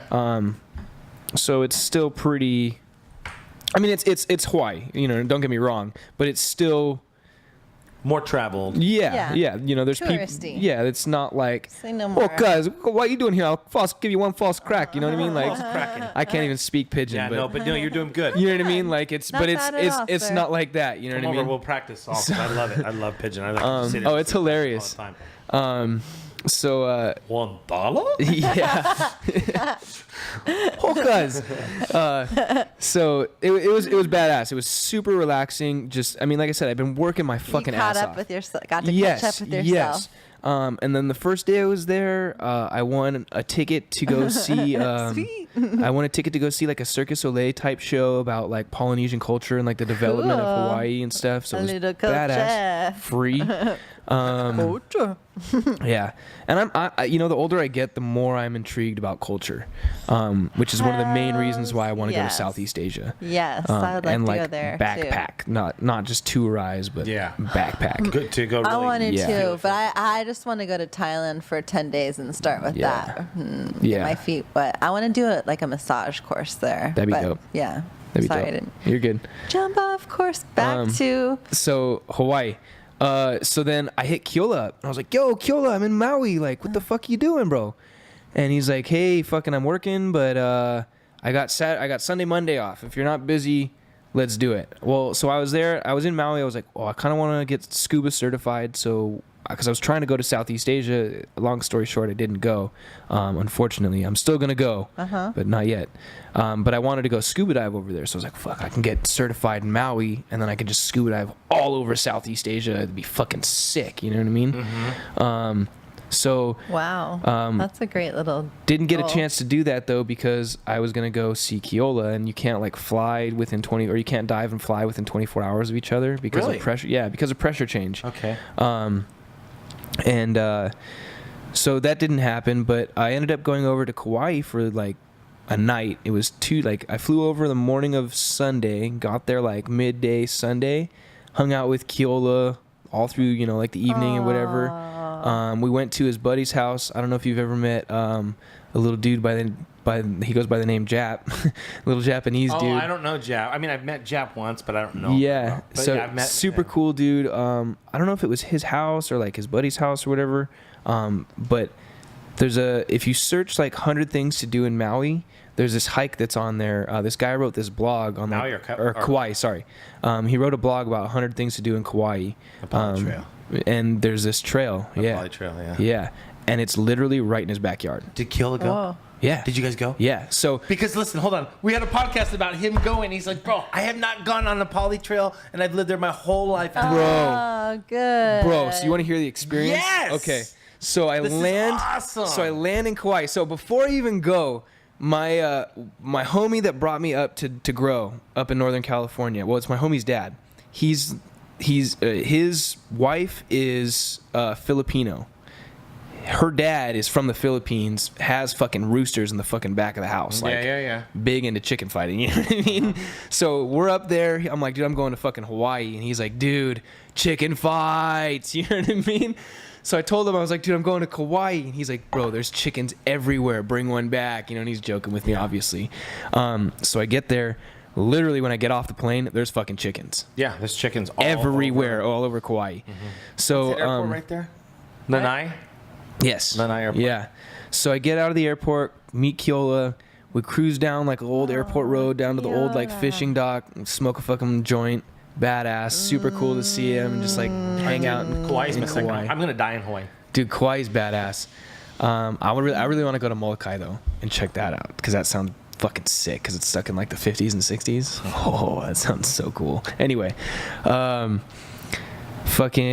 we did that. So then we go to Jap's place, and as we're rolling up, Jap is harvesting coconuts, like big ass motherfucking coconuts from the fucking tree, like Coconuts. the best ones. You know what I mean? And he's drilling them and then putting an air compressor through the holes and blasting out the fucking water into a fucking like 3-gallon jug. And he's like, "Oh, cuz, what you doing? What's up? Blah, blah, blah." Fucking meet him and shit. And there's a fucking like dead pig laying over there that just got killed by the neighbors that morning, and they were gonna fucking cook it for dinner. And Wow. I'm blasted, you guys. Yeah, I'm so fucking stoned. high right now. This is awesome. and It's crazy. And so he's like, "Well, you want to go check out the trail?" And I was like, What are you talking about?" And so we go on the fucking trail. And dude, it's so sick. You cruise through like just natural, lush Hawaii environment, Kauai, you know what I mean? And you just cruise all around. There's this So like beautiful. fucking mountain runoff stream, all that runs down there, waterfalls, It's amazing. dude. Did And you it's by chance go on a helicopter with Isaac? no, I did not. No, crazy. unfortunately. I love Isaac. He's fucking nut. He's awesome. Keola told me about it though. It's crazy. We gotta go. And then we stopped down. Coffee? We stopped down and fucking smoked a joint by fucking the river that was running off. Super awesome. Is that over by Queen's Bath, kind of, or no? I honestly have no idea where we were. This is on the trail, though? Yeah, this is on the trail. Okay. And then as we were walking back, his homie that lives at the house for sure that we Queen's were Bath at is on the other side. By the lighthouse. was riding his mule down through the fucking trail on the other side of the. rad. Dude, it was awesome. We were like, look across, like, fuck? That's his buddy. Yeah, he's like, Is hey! that a donkey? And it's like some white guy, dude, but he's like, oh, cuz, I'm gonna go jump, bro. Like, we're like, what? And I guess it just rained, so the runoff was gnarly, and they were telling me normally you can jump off, and I was like, sweet, let's go jump. But they're like, no, don't jump, bro. You're gonna fucking like die. It's gnarly. Like even we're not gonna jump, you know. And this guy's riding his mule down to go fucking jump. Whoa. So he did Crazy that, and then We don't know if he died or not. no, he came back. He made it. Good. But dude, there's natural like Donkey. fucking coffee growing like on the trail, like just natural. I mean, Wow. it's fucking awesome, dude. And then as I we're want walking to back go. up, so back to the fresh fruit. As we're walking back up to the house, there's orange trees and fucking they call them lilikoi out there. We know them as passion fruit. Yeah. They have lilikoi trees Wow. fucking like right at the entrance to their driveway, right? And they fucking picked oranges and fucking lilikoi right off the tree and fucking just break them open and start peeling them off. And oh my god, dude, like it's hot, like Island living, bro. dude, it's hot. Like in your mouth, like literally, it's hot because it's hot outside and it's fucking sitting in the sun. But the flavor and everything else was so refreshing. Yeah. And then we get back. It literally took us 3 hours on that hike. We get back, pull out the 3-gallon jug of fresh harvest coconut water that's been sitting in the freezer for 3 hours. Yum. Oh my god, dude. That's living. Oh, dude, Yeah, but you know what? Like Dan, our friend Dan the man, he's from Hawaii. You know Dan? no. He was Keola's teacher, actually. He's a real big activist. He's actually on the Hawaiian trustee. He's on the board of trustees, and then his wife's a huge activist too, and she's running for state senate. Dope. And but they was talking about all the problems that Kauai's going through because of the development. Yes. Because of all this other like big industry. Obviously, the travel industry is huge, and it kind of has a gateway to be like, oh, it's travel, but then we got to allow this because if we don't allow this, then we're going to lose a ton of travel. So I was doing some research on that, and what it comes down to is it's almost similar to down and everything, right? it's similar to our Native Americans that we have here, right? And how like so I'm not gonna take a stance on the North Dakota pipeline or whatever, but basically, Hardcore. yeah. But basically, their side of the argument is this is our land. You gave it to us. There's a treaty that protects us. So fuck off, right? Yeah. So it's a similar situation in Hawaii, but the government really hasn't recognized the fact that it's their land. And the way the Hawaiians did it, it was by family. And so as families grew and developed and almost many civilized, they took on almost like an Asian take to life, and they crossed Asian and American life together. Yeah. Where American life is very much about the individual, and Asian life is very much about society and your very- neighbors and your family, right? Very And social, very exactly. neighbor. So Hawaiian Village, culture, right? from my experience, Hawaiian culture, the way it's blended is they take care of their family very well. So if you're part of the family, and it doesn't necessarily mean blood family, but if you're part of that extended family, you're taken care of. And the way they divided up their land was like that. So as your family grew, you were given land that was part of your families, and this is now your land. But there was never anything written down. There was no deed saying from Yeah. here to here and markers. None of that.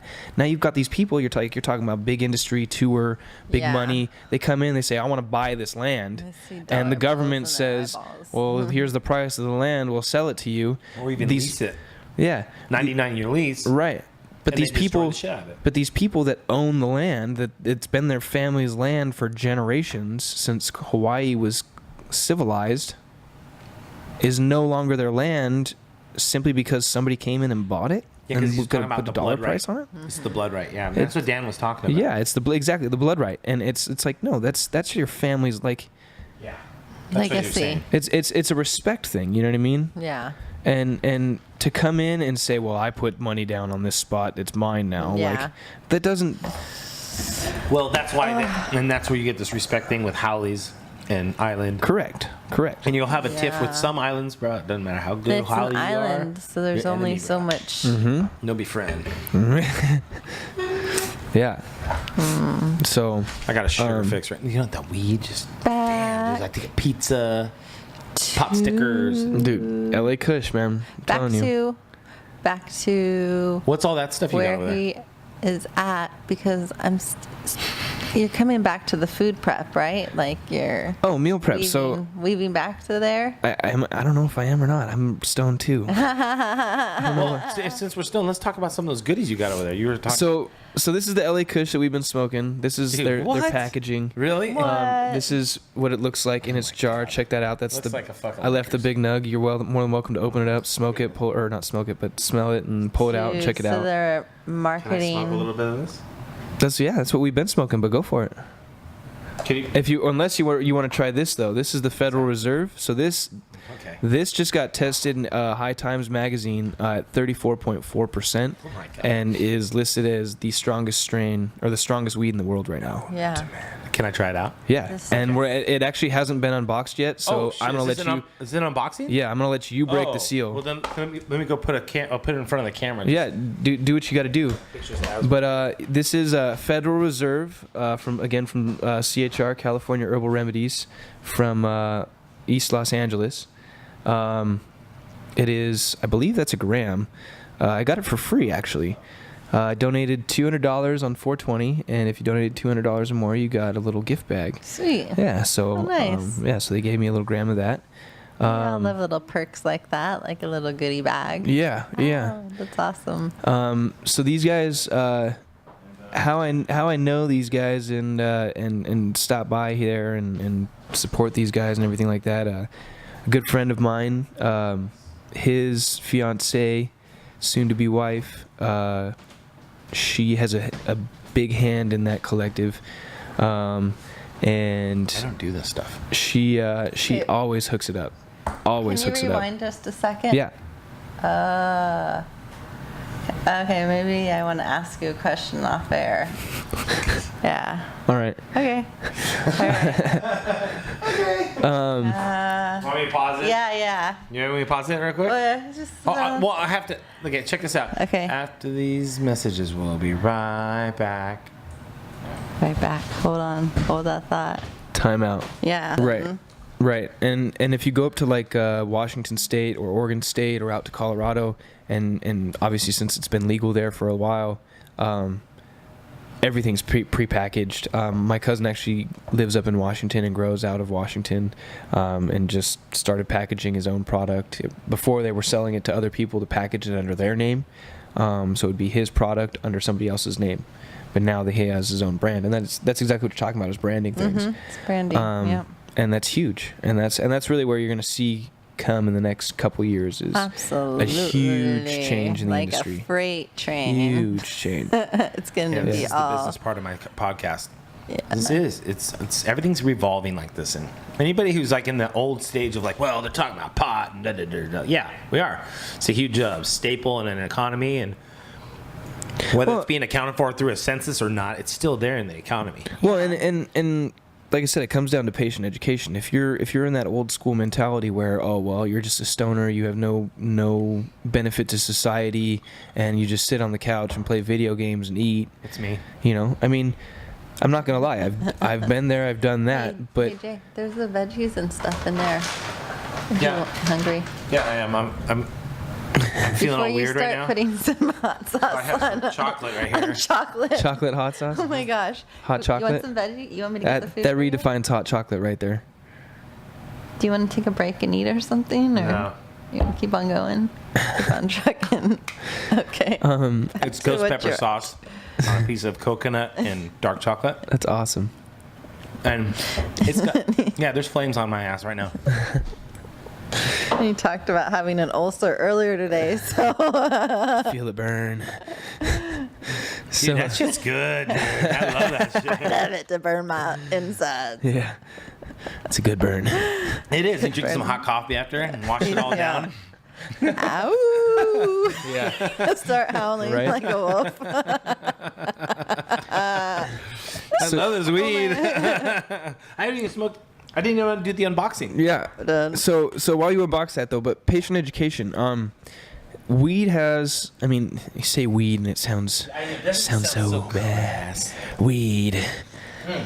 Herbal Flower, remedies. flower, cannabis, marijuana, Ganja. Ganja, baby. whatever you want to call it.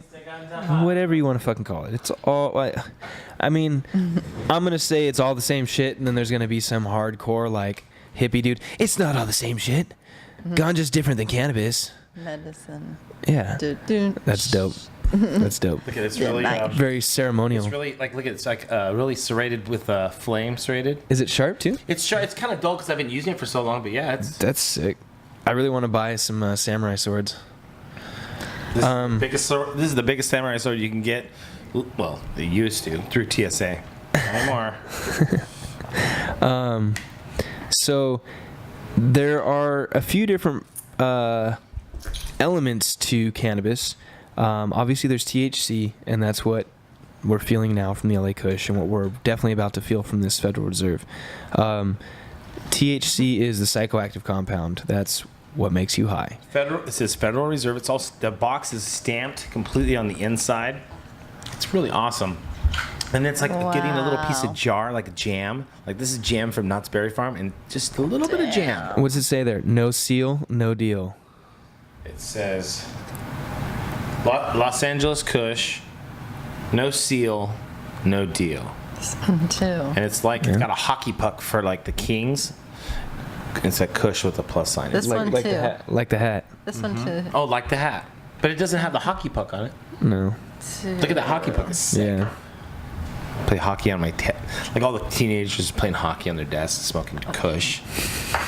All right, look, I'm not even gonna break the seal like that. We're gonna cut the seal because There you go. it'll be like a samurai.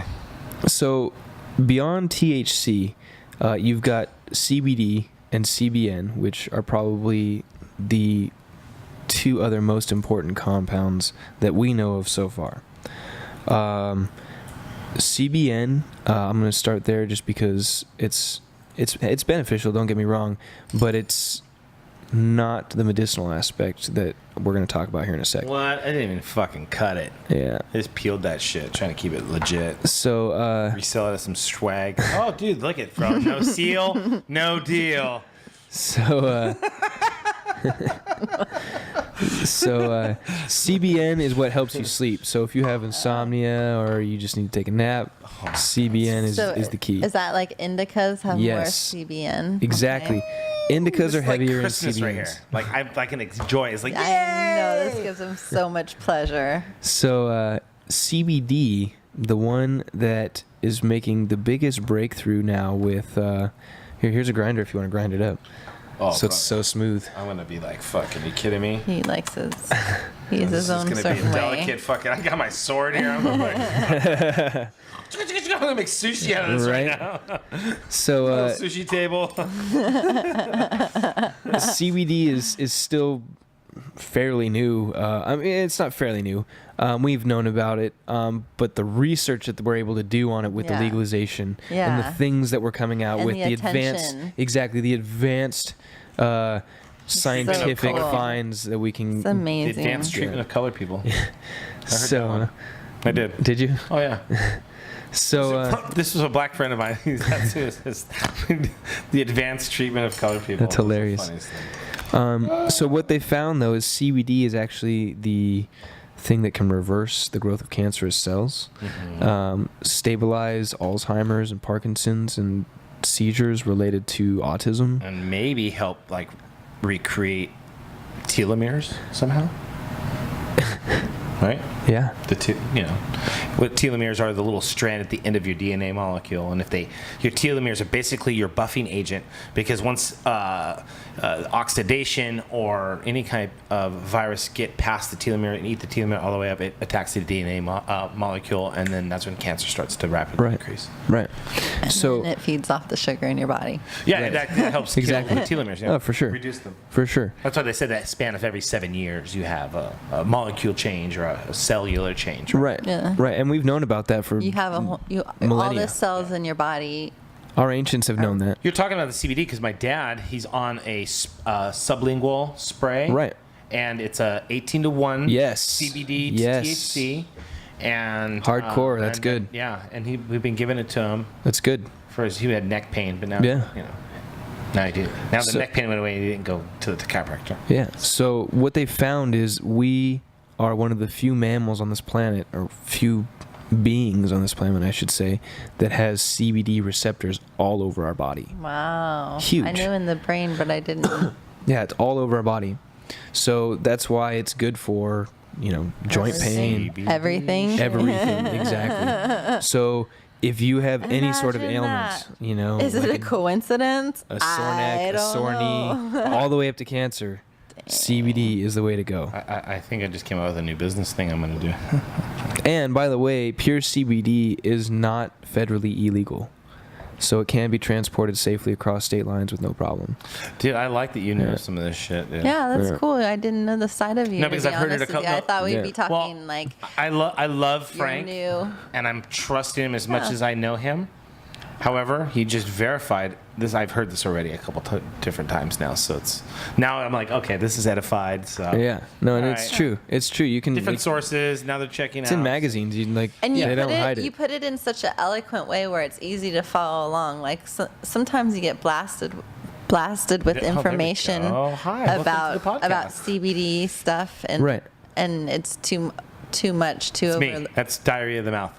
Yeah, so that's good that you're in the spot doing that. Yeah, and that's why I said patient education is huge. If you can have somebody coming into the shop that's like, oh, what's this weed business all about? You just get high, and it's like, well, yeah, you can get high, but you should also know that there are medicinal benefits to what you're about to do. Do you have a nickname? I have a few. What's the nickname? What's the nickname that I can? Because I don't want to just like Mr. Kos or Frank all the time. I want to call you a nickname. Frank's my dad's name. I mean, I guess. Well, Frank's my dad's name, and his it? dad's name, and his dad's name, and his dad's name. So. For real? Yeah, I'm the fifth Frank, but we all have different middle names, so I'm not a That's junior. so or awesome. anything like What's your that. middle name? I'm gonna keep that one Yeah, to nice. myself. I like that. Yes, But, sir. Pocketed that one. I That's like good. that too. But they call me Phil these days. Phil. Yes. I call you Yeah. Mr. Mac. Fuck that. You're my friend. I'm gonna call you Mr. Mac. Dude, he looks like Conor McGregor. I don't give a him. fuck. If with a couple tweaks, That's- it's Conor McGregor. That's him. If I could grow fucking hair, maybe. No, bro, listen to me. We throw you in my friend's Lamborghini. I'm not kidding around. Let's do it. No, listen to me. I'll go pick up chicks all day. I'm single. I don't care. I have a friend who And has you one- can cook. We're Yeah. not Yeah. gonna say. Ladies, I can you cook. want a guy who can My cook. friend Batman. It's My friend great. Batman has this sick Lamborghini, okay? To be perfect, okay? We go down, you put glasses on, and you hold your your tattoos. Yeah, exactly. Yeah. And it's like Conor McGregor. We must do And that. just roll down the windows a little bit, and it'll be perfect. Yes. Oh yeah. Okay, come on. Come on, let's Come on, do it. Batman. Just hold up my hands like Batman. Batman, you need to make this happen, please. Let's do this. All right, so That could be an interesting podcast in itself. It's a little social experiment. yeah, Oh hey, that would be fun. gold diggers. Yeah, no, I'm just curious about how many people. Come on, dude. Can I be honest? You could do this gig a couple times and be famous, like And probably. and make money. Probably. My friend, we call him Shirtless. Okay, we took because he kind of looks like James Dean a lot. Like he had this at the one time he had a look that was like, bro. I told him, and he was looking for money. He was like, I said, go to Vegas, dude. And be an Set up- impersonator. and I said, just do it for a couple months and make a fucking shitload of cash and then come home. Like, I go, because he was working construction. I'm like, dude, you could go do that gig and kind of probably maybe brand yourself, like, where you just come into Vegas Right. and do shit Right. and make you got 500 grand a year just for fucking bullshit. Hosting parties. Dude, you can fucking probably make a lot of money. I'm not fucking around, dude. I swear to God. No, listen to me. Frank, I'm not trying to push you into something. Hey. I'm just saying that it's good enough where if you wanted to make 10, 15, 20K really Especially quick to since you're- get shit you're going. doing As long as it's or indoors. travel. As long as it's indoors. You see my skin? I'm white, my friend. I burn easy. Especially now that you're doing jits. And you like, have know an, a few Yeah. and you have an things. attitude. Like you have a very strong attitude. Like Yeah. you're not a I just got to work on pushover. my accent. I don't have a good Irish accent. Oh, we Yeah. need to get a linguist in here. Yeah. Yeah. Oh fuck. That's probably the easiest part out of everything. Alice in so Wonderland. You got it. You should try it. Yeah. That'd be fun. I liked your idea of you guys both coming out. Remember? Oh, I never told you. No. I said, dude, I'm gonna call Frank because he looks like Conor McGregor, and then I'm gonna say, just fucking fit the part, wear all the shit that can make you look like that, and I'll come looking like Dos Anjos. We'll have a meet off. Yeah. Just kind of, it would have been a fun. parody. Yeah, That for would be sure. fun. My podcast is not at that production level yet. Speaking of which, I saw the Diaz brothers over the weekend at Cannabis Cup. No way. Yeah. It's on, right? Where? I don't see the red light. Yeah. It is on? Probably. Okay. Hi. Okay. So the Diaz brothers. Just Yeah. making sure. Yeah. Nick and Nate. Yeah. Oh, that's so cool. Yeah, it was cool. Did you get a picture? I did not. No. My. Thank you, sir. You're welcome. My friend who I was with, he had met them earlier actually at another event, and he was just saying, don't bug them. They get it all the time. You know what I mean? And I'm not that kind of person either. Yeah. I don't. If I see It's somebody just famous, the only time I will approach someone famous, If it presents itself. if it presents itself, one or two, they're like a huge inspiration to me. You know what I Yes. mean? Like I really look up to you, and you are someone that I aspire to be. Or three, I don't know you, and you're an extremely hot chick, and I somehow summon the courage because I can't do that yet. Walking with his gun out. I can't do that yet. True story. Cannabis Cup over the weekend. There was Where was it? Where? San Bernardino at the NOS Event Center. Oh, okay. Which used to be the orange event. I don't know. Outdoor. Remember they used to do the 420 thing over there with Cypress Hill and all that shit. Yeah. The orange fairgrounds. Yeah. So my friend's fiance, she, like I said, she has a huge hand in everything. She hired, I don't know if it's a friend of hers or somebody, but this lady, amazing, drop dead gorgeous. Excuse me. LA Kush, fellas and ladies and gents. But I personally, like, I'm not big into white girls. That's just a personal preference. But she, amazing. Was a beautiful white girl. She's Russian. Russian. Yeah. Damn. Amazing. Damn, son. Do you know what you're getting yourself into? Amazing. prepped it. Thank you. To go for you, sir. But Doing on-air smoking. This has never been done before on the. so we were sitting there and we were bullshitting, and a guy was sitting over here next to me. Well, not sitting, standing here next to me, and he was talking to my friend who was standing in front of me. She was kind of a little bit behind him, but like over his shoulder, and I was sitting there just kind of listening to him, kind of looking at him out of the corner of my eye and watching him and listening to him for their conversation right before we were about to take some dabs. And she's standing behind him. She thought I was staring, and then I could see her over his shoulder, and she starts looking at me, kind of doing one of these and winking and all that, and like playful smile and Who's shit. this? The Russian dime piece. Oh. I'll show you a picture here. Scary. It's already getting. The mafia's already involved. Yeah. Boris and who's the other guy? Boris. Who's like the other Russian? And Sasha. Ivan. Ivan, Ivan. Sasha, and Boris. Ivan. There we go. Ivan, Sasha, Whatever. and Boris. I mean, there's her Instagram. You guys can check her out. Oh, son. Oh shit, son. Yeah. She's got boobs and butt. Amazing. She got buns. She's a dime She's piece. a fitness bunny. Yeah. Fitness bunny for sure. Yeah. Bunny, a little bunny rabbit. Says fitness bunny. I'm not Yeah. making this shit up. Yeah, She's no. a fitness bunny. She's a dime piece. Anyway, so she's all doing that shit, that playful shit over my friend's shoulder, and I noticed it, of course. So I kind of looked at her and smiled, whatever. But then it was my turn to take the dab, and it ended up being like over a half a gram, maybe even close to a gram worth of wax. I was like dying for fucking 30 minutes afterwards. You know, I'll puke right in the. I was close. I held it together though. Throw right No, thank But you. I'm not going to approach a girl when I'm fucking dying. You know what I That's mean? my point. Yeah, I look you're like a fucked. fucking fool. Oh, you had know? to swallow that shit. Me, I would have fucking. And then by the puked everywhere. time I was done not dying or whatever the fuck it was, Wu-Tang Clan was about to go on stage, which was probably the Have coolest fun. thing I've done in my 20s. Dang. How old are you? I'm 20. I'll be 28 in August. Wow, that's Wow. so rad. Yeah. Like you're. I'm doing a lot for You you. still 28. have so much more fun to. Oh, I'm just getting started. Just getting started. I'm just getting started. So, yeah, before I had my opportunity to go and say what's up, though, they convinced me that I didn't have a chance, partially because of my grill, and I got a little self-conscious. Oh, I wanted to ask you, how did that happen? Hockey. So I actually shattered my tooth and shattered my nose and lost half my tooth all in one I fucking. so know what this guy's talking about. He feels my pain now. See, It's- right there. You guys know my pain, right? You know how that happened right here. Dude, Fighting? it was late at night, right? Late at night, we were at the fucking Harbor House Cafe. Fat in with the salad. Everybody's drunk. And everybody's drunk. And I bit into my salad with some ferocity and shit my tooth. Well, I can't say I felt it, to be honest. I didn't feel it either until I fucking was like, oh shit. I would have rather somebody have punched me right in square in the jaw. Right. It was so embarrassing. I was like, dude, how did you break your tooth? Oh, a salad fork and a piece of iceberg bullshit lettuce. That's the bad. kind from your, what is the blue cheese salad that you get? The wedge. The wedge. Or a Cobb. Which is good. I like the, why is that? I don't like blue cheese, though. I like blue cheese. Can't like do the it funk. sometimes. Cannot do the I funk. think it's so amazing. It's so I go through protein rich, phases. right? It's high in protein, isn't it? Isn't it healthy for you? It's healthy for you, but I don't know about protein. Yeah, because of the cheese curd. But that's any cheese. Maybe it's that's what I'm probiotics. saying. It's probiotics. And from the- protein, right? You know, but probiotics is actually like more or less a myth. Really? Yeah. Oh, here we go. Mythbusters. It's Tell me what you think. Do you want this?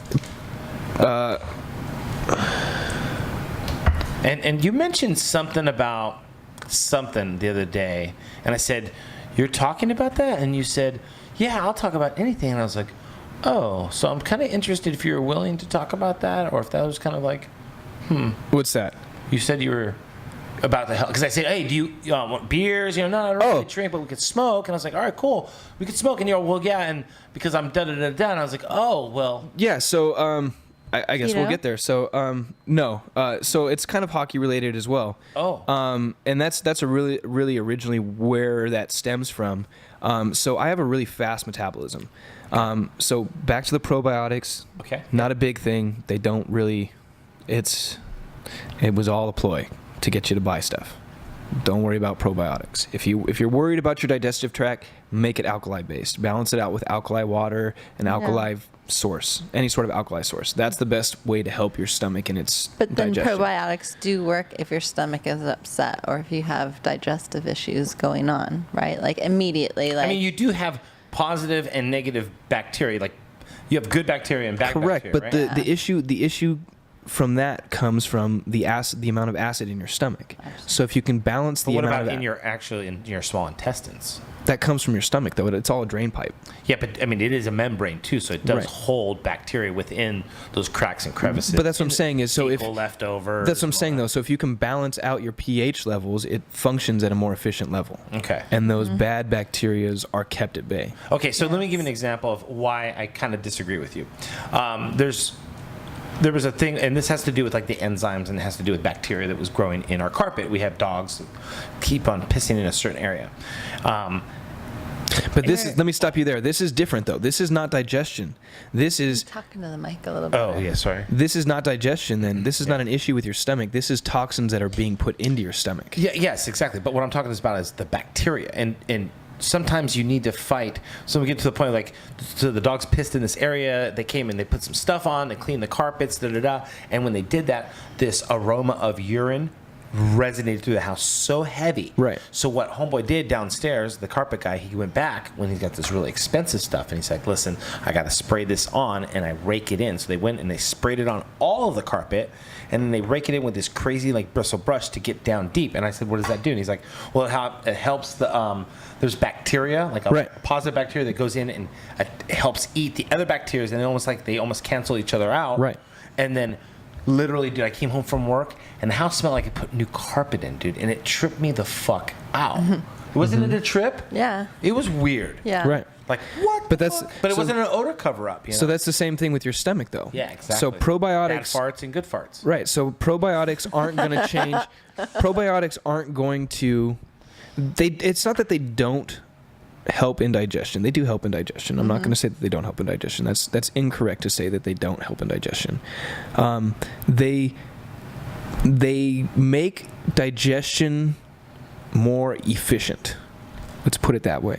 Okay, so but are you saying that the people who are employing the yogurts and all these other things that because of the process and how they do it and all these other things that it's not going to be beneficial and you're really wasting your money because what they're saying it doesn't really work that way, No. and that's not going to Yeah. benefit you in the way that To you put think it it's going to put it in terms so that somebody can understand, let's just, for the sake of conversation, say this.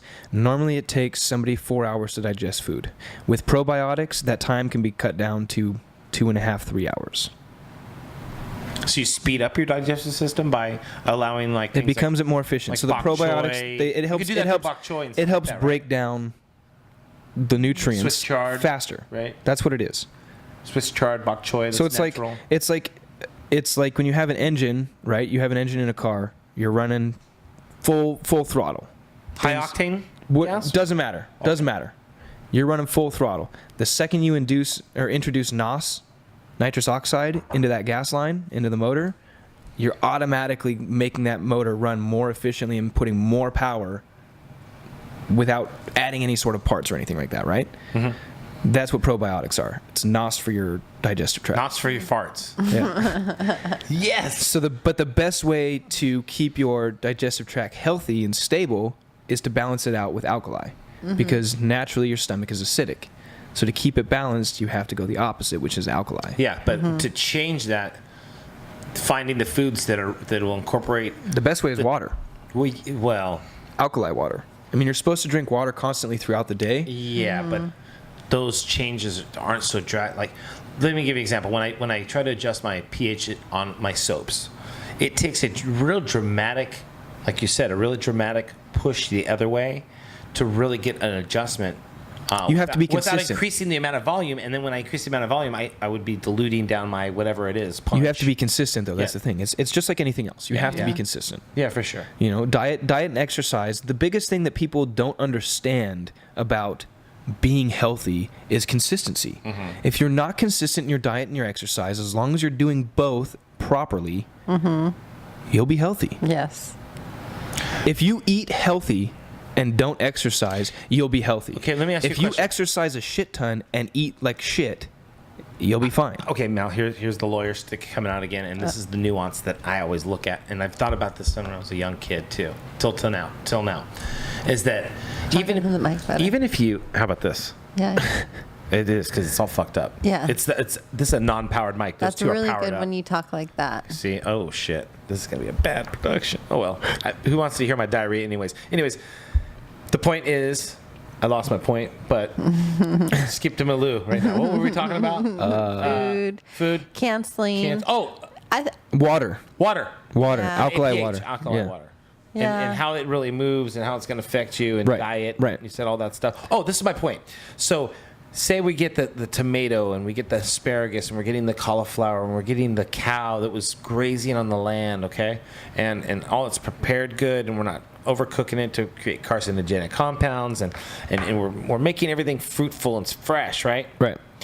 Yet we're rinsing it with water that's got contaminants on it. Why would you do that? Well, I'm just saying. I'm saying this because it's in the tap water, and even when you have. But if you know it's in the tap water, why would you do it? But even when you filter, okay, like even that bottle of water is a municipal. That's from a municipal source, and Right. just run it through reverse osmosis and all that. Like Orange County has one of the best water filtration systems in the world 'Cause we have money. Billions of dollars invested in that whole plant. I've been Right. through that plant a bunch of times. That plant right there in Fountain Valley has a corn unit. And we'll get into that on a different podcast, but actually has a corn unit for the undigested corn in our shit. They have a whole unit in that facility dedicated to corn. Even trucks dedicated and trailer, like the big. That's crazy. Yeah. Yeah, it's the gnarliest thing, but That's it comes back crazy. down to digestion. It comes down to, they can't even process it at that plant because they would have to have too much of this chlorine-based fucking enzyme and it would be too hazardous to keep on site. So they have to ship the corn off-site to be processed, and then they use it for biofuel. Wow. Interesting. Yeah. How's that? Fascinating. That's And cool, I found though. that out being a fucking asphalt guy. But it comes down to digestion, you know, and, Right. and the water source and where's that clean water from? And even if we put a filter in, does it take all the fucking 100% of the bad shit out? Or the cow that's grazing on that grass who's been fed with fertilizer? Like, I'm just saying that it's so hard to have a control where you're like eating healthy and it's not contaminated and you got out of the sun rays. Like you said, you're white and you burn. Like I'm white, but I don't burn too bad. Like all these things that affect to where you want to say, yeah, like nobody who's ever smoked pot has ever gotten sick from it or died. You know, like it's these little nuances. I don't think there's no control on them yet. Well, There's no there control never factor. will be a control because Exactly. everybody's different. Exactly. Yeah. So how do you find those things out to be so solidified? You know, like I don't really. What I'm saying is I don't go all in on all those statements. You start with a guideline and you see what works for you. for sure. I've been smoking You know what I mean? Absolutely. pretty much my whole life. Yeah. So if Stopping if the everything. if the ketogenic diet doesn't work for you and you have to have your fruit, 3 times Well, a I think week. it'll work. Are you No, on it'll it? work. As You know long what as I I'm mean? not a pussy and I can be like a seal. Right. Are but you on if- the ketogenic diet right now? No, I'm not because I like my fruit. Yeah. Have you Well, gone my on it friend ever? says- I've tried and I cannot do it. Really? I cannot do it. I like my fruit. Yeah. What's I'm- your favorite fruits? Lilikoi? I love lilikoi. Dude, fuck, I'll drink fucking Hawaiian drinks like a Oh yeah. sick face. I'm a huge. It's funny. I was talking to this Asian girl and she called me an egg. I'm white on the outside but yellow on the inside. It's the first time I've ever heard that I'm a burrito. expression. Nice. White on the outside, beans in the middle, Beans, that yeah. flour tortilla. Yeah. There we go. So it's the first time I've ever heard that. I've always told people, you ever heard of yellow fever? Because I do really like Asian women and Asian culture. You know what she is? And I know. I think you're a cannoli. No. She's sweet. You're Italian. You're that dark, but a total white girl inside. So I tell people, you ever heard of the yellow fever? It's kind of one of those jokes about a guy that really is really into Asian girls. for sure. And they go, oh yeah, I've heard about it. I go, I got the yellow plague, dude. Oh, the play. It's bad. It's real bad. Is your cannoli Krispies? So yeah, she told me that I'm an egg. I thought that was pretty funny. That's so Yeah, funny. that But, is funny. I really love Asian fruits.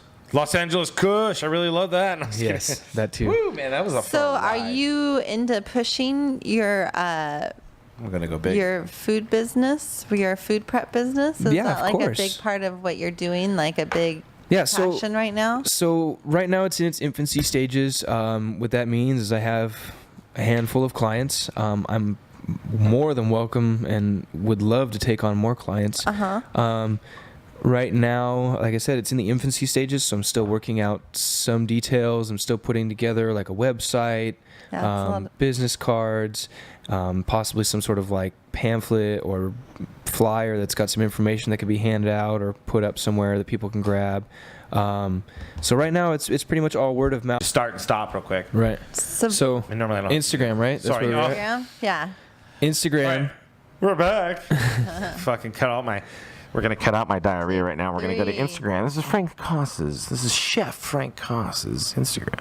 So Instagram is chef. I'm sorry, at chef _ FKOS. That Oh. What was that Yeah. again?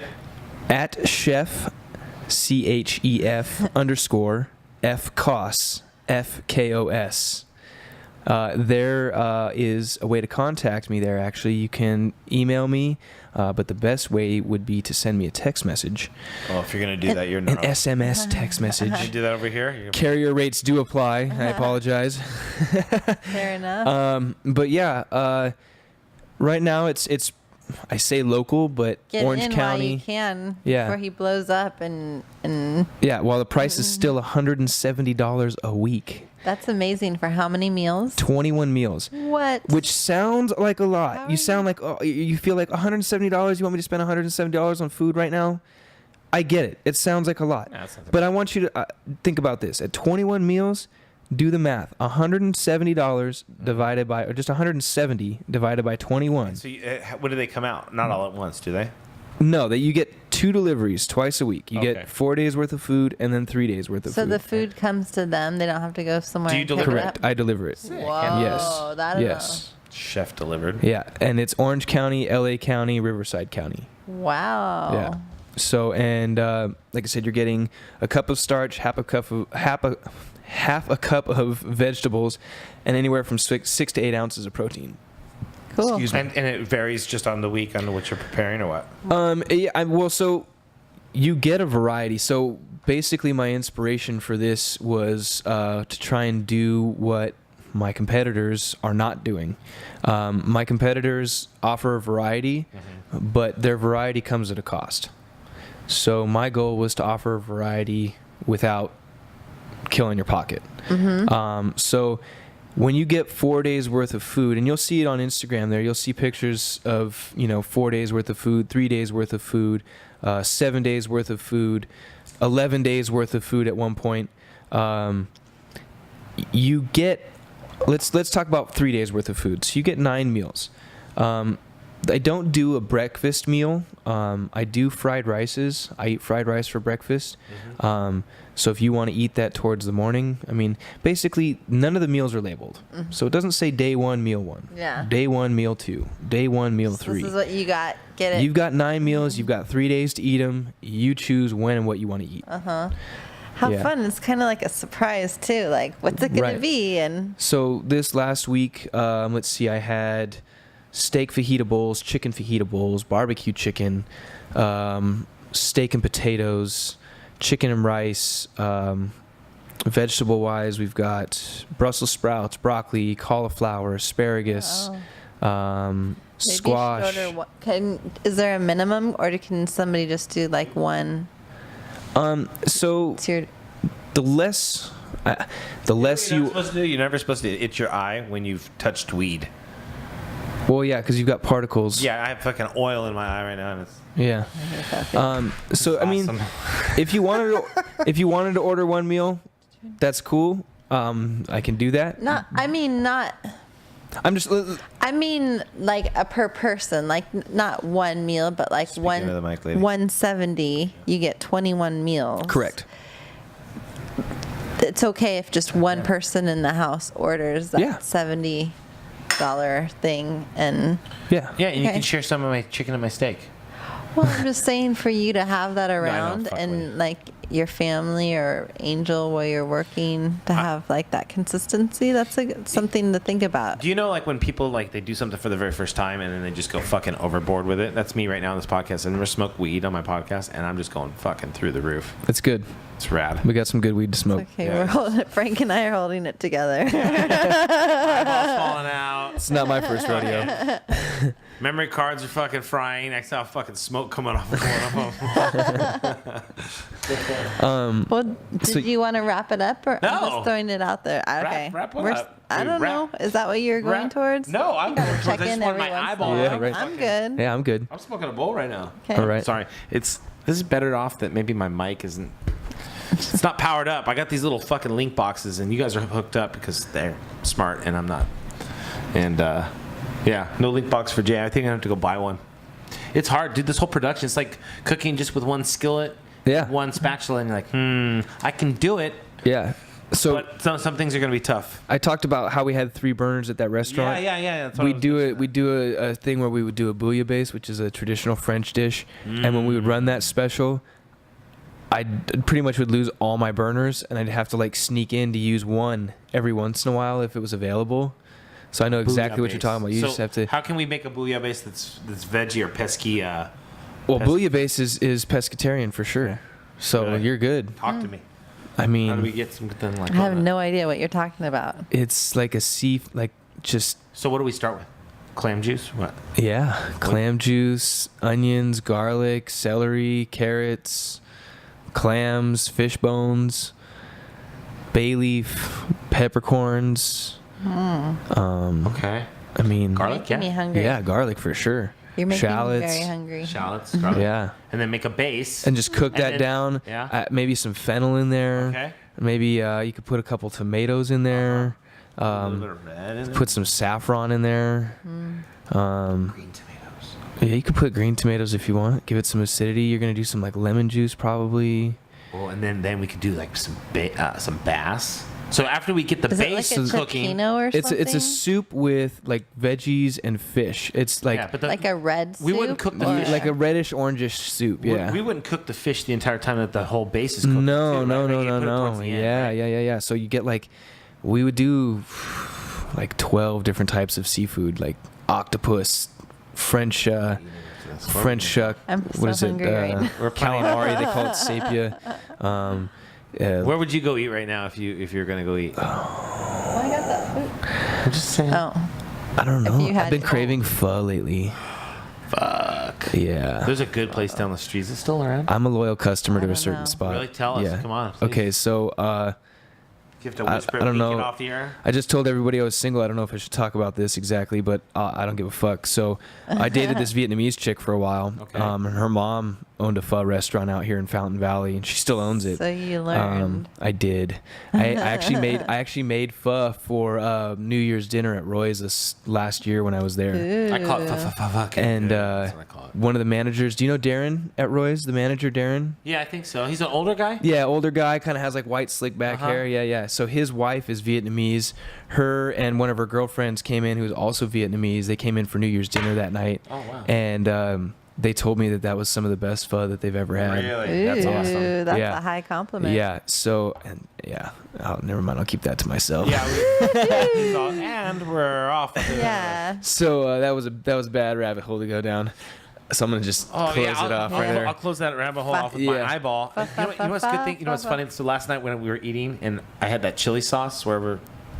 Chili sauce. Oh, my pussy sauce. What is it? Oh, sorry, no, my beaver sauce. Beaver sauce. My happy beaver sauce. There's like a female winking, like a beaver. It's so funny. Look at It's her. a great licking her label. lips It's a too, great right? label. Oh no, it's just her big buck teeth. I don't know about those teeth though. So funny. Beaver. Yeah, they might scrape. Yeah. Anyways, so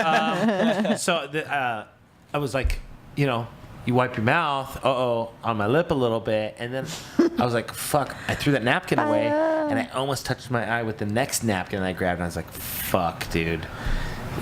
You need to like have 5 or 6 layers of napkin Yeah. before you For touch sure. your face, because you're going to touch your eye and go into cardiac arrest. Yeah, that's gonna just burn Oh, your shit. God, that'd be a nightmare. Be dripping tears for like Yeah. 45 minutes. Longer. Oh yeah, probably. To Peace and just a shout out to Peace and Profits real quick. They were at the Hillbilly Hoedown, and they hooked me up with this pen because they didn't have a business card. So I said, you guys are awesome, and I will promote you. To Peace and the Profits, it's the Bootleggers. Is that Garden Grove? 66. Bootleggers 66. It's all about Harleys and Nice. motorcycles. And That's right, you ride. yeah, and in fact, all my friends right now are up in Laughlin.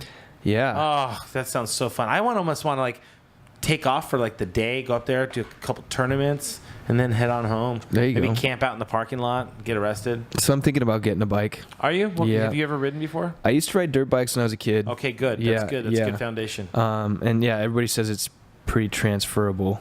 Just a little more weight. A little bit more weight, and the traction's obviously a little bit different. Right. Probably a little And smoother. The setup is a little bit different, and then you always have that thing about those darn cars. Yeah, whatever. Those darn cars. But yeah, it's dangerous. And me and Lauren go on trips. I like dangerous. Dude, this last time we were on the fucking highway, and we were allegedly going 90 to 100 That's good. with her on the back, with a fucking suitcase strapped on the back of that, with a backpack strapped onto that. That's good. It was fucking nuts. We That's got pictures of us just flying down like the 40 That's awesome. or wherever fucking free. We did a big YouTube. We went all the way to Scottsdale, and then up through the mountains, went over to like towards Flagstaff, and then we wanted to go to Grand Canyon, but it was like too late, got dark, and then we just shot across the desert to Vegas. That was our friend lives in Vegas. Right. Dude, in the middle of the desert with no one around, we were the only motorcycle on the highway, dude. That's and sick. that got scary. It was dark. It Yeah. was cold. That's sick, And we though. were like layered up with like multiple jeans, and I had 4 jackets on, and I was just worried about her fucking like falling asleep and Falling off. well, not so much falling off because she's wedged in there pretty good. Like it could be better. It ain't the fucking. She don't got the Shangri-La.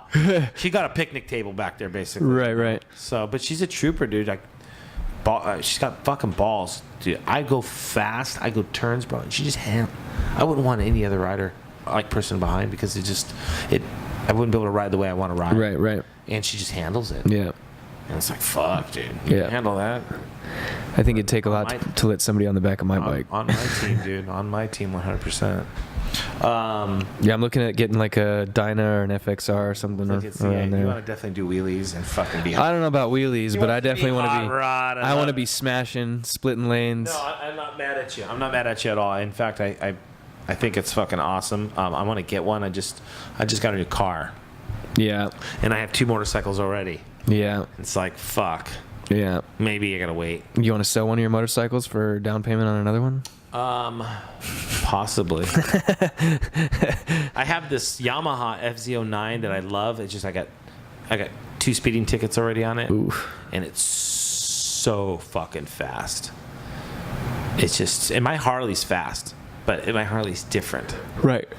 It's a road glide or what? It's a street glide. Street glide? And I put a 110 cubic inch, what they call the tire shredder kit. That's their brand on it. And the Screaming Eagle, it's like stage 5. It's got so much shit on it, dude. And I drag race that fucking thing.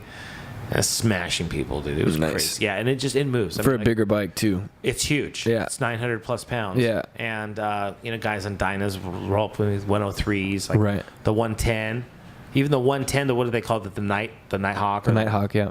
Or the Night. I want to say it's a Nighthawk. Is it? No, Nighthawk's Honda. It's a Night Rider or something. It's the blacked out, the Lowrider 110 Screaming Eagle. Like it's like that little tiny frame with that fucking big 110 stuffed in it. Fuck. Can't say I've seen it. Yeah, it's I want to call it the Lowrider. Like a Dyna Lowrider. The Lowrider S? Is it? Yeah, the Sport, like the one with the 110 Screaming Eagle in it. My bike will kick that bike's ass. Really? That way. Yeah. Nice. Like not by much, because it's fast, but Right. my bike will pull from it. It's crazy.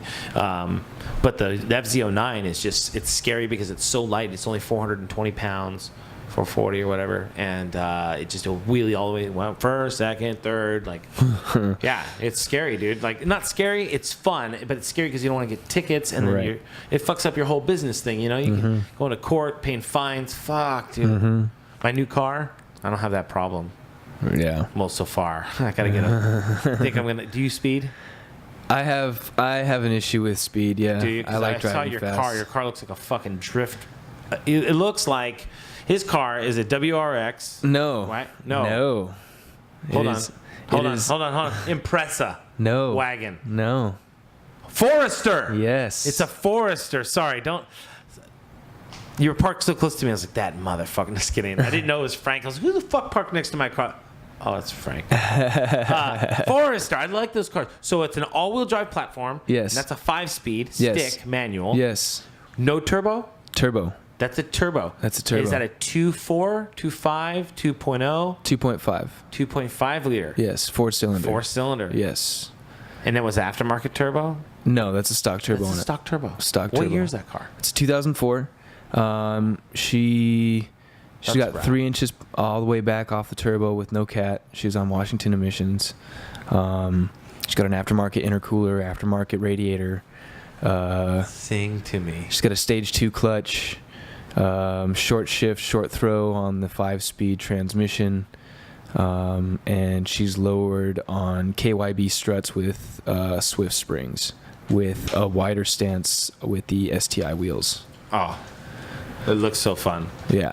It looks bad. It looks mean. She's Fast and Furious. she's Far from Furious? she's pushing about 300 horses Oh. and 319 torque. So she goes, and it's all-wheel drive, so she just moves. That sounds like a drag race. Yeah, and it's a mid-size SUV too, so Right. you've got a lot of room on the inside, and it's funny, man. I pull up, and I brought this chair over in my little new car. I had it fucking wrapped with bubble wrap hanging out the back of the trunk on the way over here, honey. Something I would never do, but I was going to utilize my brand new car. God Yeah. damn it.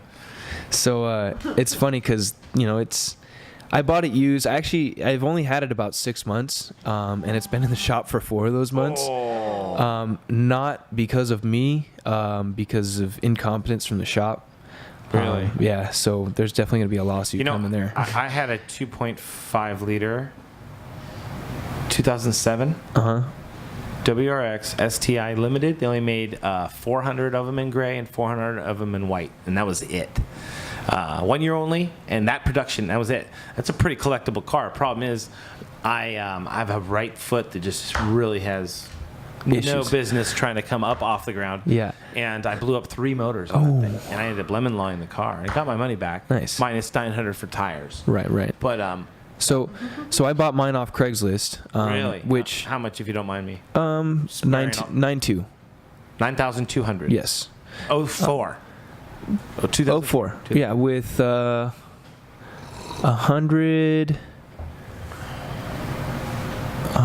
146,000 miles. Not bad. But the issue was the gentleman that sold it to me said that there were some parts on it that were not on it. Like what? He said Top that tuner?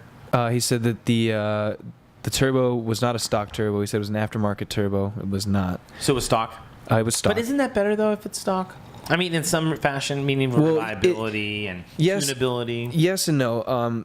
He had it tuned, and it was pushing 15 pounds of boost, Which is okay. It's good. Let me fill you in. My little convertible car. Okay. It's not running at full boost. It normally runs at about 11.5 for that particular car. Right now, I'm barely pushing 1 bar, which is like 7.4, I believe, or something like that, right? 7.4 pounds is 1 bar of air pressure. So his is doing the equivalent of 2 bar. It's double air pressure. Right. So that's actually stock for the Subaru, for the Forester, the 04 Forester is 11.6 pounds. 11.6 for the. Is that better? Well, you're good. So Yeah, you have to make sure you talk into Yeah, that round it's, circle. I don't know sorry. if it's just a little too high. I'll have my production manager yell at me later on. get a write up. So stock pressure is 11.6? Yeah, 11.6, and it was pushing 15. 15 pounds. yeah. So you're a little bit overboost. Right. So And does that overboost last the whole time, or is that just an overboost and then it settles down back at 11.6? so it's based off throttle pressure. Okay. And how much or how open your So your throttle it body goes is. linear with your throttle pressure. Okay. Right. So the issue there was, since I was told that it was an it was an upgraded turbo pushing 15 pounds. I'm thinking it's an upgraded turbo. I can't, it's turbo is down in there in a Subaru. You can't really get a good look at it to find out exactly what the turbo is. Mm-hmm. So I took his word for it. Probably shouldn't have, but I did. Anyway, fourth cylinder had oil sitting on top of the piston, and the turbo was completely done. Mm-hmm. When I was up in Washington. What, spin a bearing, or was it just? It was just chewing oil. Okay. And that's when they found the oil sitting on top of that fourth cylinder. That's how I blew my WRX. Is that it kept I kept always into the boost, right? Everywhere, fucking just throttling that car. Fuck, that car was so fun. Yeah, no, they're fun cars. And constantly pushing blow by and or boost pressure. So like when you pressurize, is it good? When you pressurize a system with a turbo boost, oil's going to try to go by. They have a catch can that catches extra oil. Sometimes when they don't, that's what happened to me. I lost all my oil. I just got it changed like within a couple of days. I'd lost 1.5 quarts, 2 quarts. It'd be down like 3 quarts. And that's when I fried the first motor. And again, I didn't learn what was going on until second motor. By the third motor, I took it over to Subaru. I'm like, dude, it's happening again. Yeah. And the manager says to me, you're a good businessman. Do what you need to do. You had fun with it. And I know what he meant. He meant lemon law the fucking car. You can do it yourself. He's all, fill out the paperwork. You don't have to hire a lawyer. Right. Filled out the paperwork, processed it. I drove the car there, turned it in, got all my shit out of it, paid him $900. Or I didn't even pay him anything. They just took it out of the check, the final check that I got back. So I got my whole deposit down and all my payments for a year. Nice. And every time it broke down, they'd give me a rental car like a Forester, Tribeca I had for like fucking 45 days, the B9. And so I got to know Subaru, and I fell in love with Subaru. The platform's amazing. All the cars, it doesn't matter if it's turbo or not. Right. I am a fan of Subaru. I like Subarus, I got a too. fucking tattoo right here of an Impreza. It's like obviously it's old and fucked up, but it's the Impreza label. And it's like, that's the 204. Which I is have the my old WRX tattooed on me. Exactly. I got the 204. Right here it says S204. That's the Japanese version of the WRX, which was my car, just the tuned-up version. Right. Since my car was so limited. And I wish I'd still have the car. I would have a garage bro sit on that thing worth a fucking shitload. Yeah. There's either they got blown up like mine or wrecked. Right. And there's only 400 of them. Right. 400 of the white. Wow. Right. And I always wanted kind of the white one, but the gray one was at the spot. Yeah. Now I got my white car now. I got my Chevy SS, and I'm happy. I like the Rally Blue myself. My buddy's got an RS that's rally blue, and he dropped Those RSs are sick. The RS is a 2-door Impreza, and he dropped the fucking 2.5 STI in it. Made it crazy. Put the wheel welds on it. Yeah. So, yeah, you're a gearhead. You know it. Yeah. It's fun. Yeah. So I just got that back Gearhead. about a week ago. And I love her. And Congratulations. I love driving that thing. Fuck yeah. Reunited. And like you said, it's a total utility box. Yeah. Oh yeah. And that's Stuff the great thing about those older Subarus is they're not all dialed in with like tech and computers and all this bullshit. They're It's raw. like, yeah, it's straight mechanics. And it's super good engineering. yeah. Oh There's yeah. symmetrical all-wheel drive system. And the there's- boxer engine. Now, is there any electronics in it at all? Because my Oh, yeah. I mean, there's 07 had a- like electronic diff and electronic center diff. There's no diff change. There's an ABS system. Okay. There's some electronics on it. You know, cruise control. It's not too archaic. Like my No. Mitsubishi Eclipse is archaic. Oh, dude, but the Eclipse has always been like that. The Eclipse, that's been the big separator between the Eclipse and the Impreza. The fact that the Eclipse had so much more computer and tech behind it. Yeah, but my Eclipse doesn't have any tech.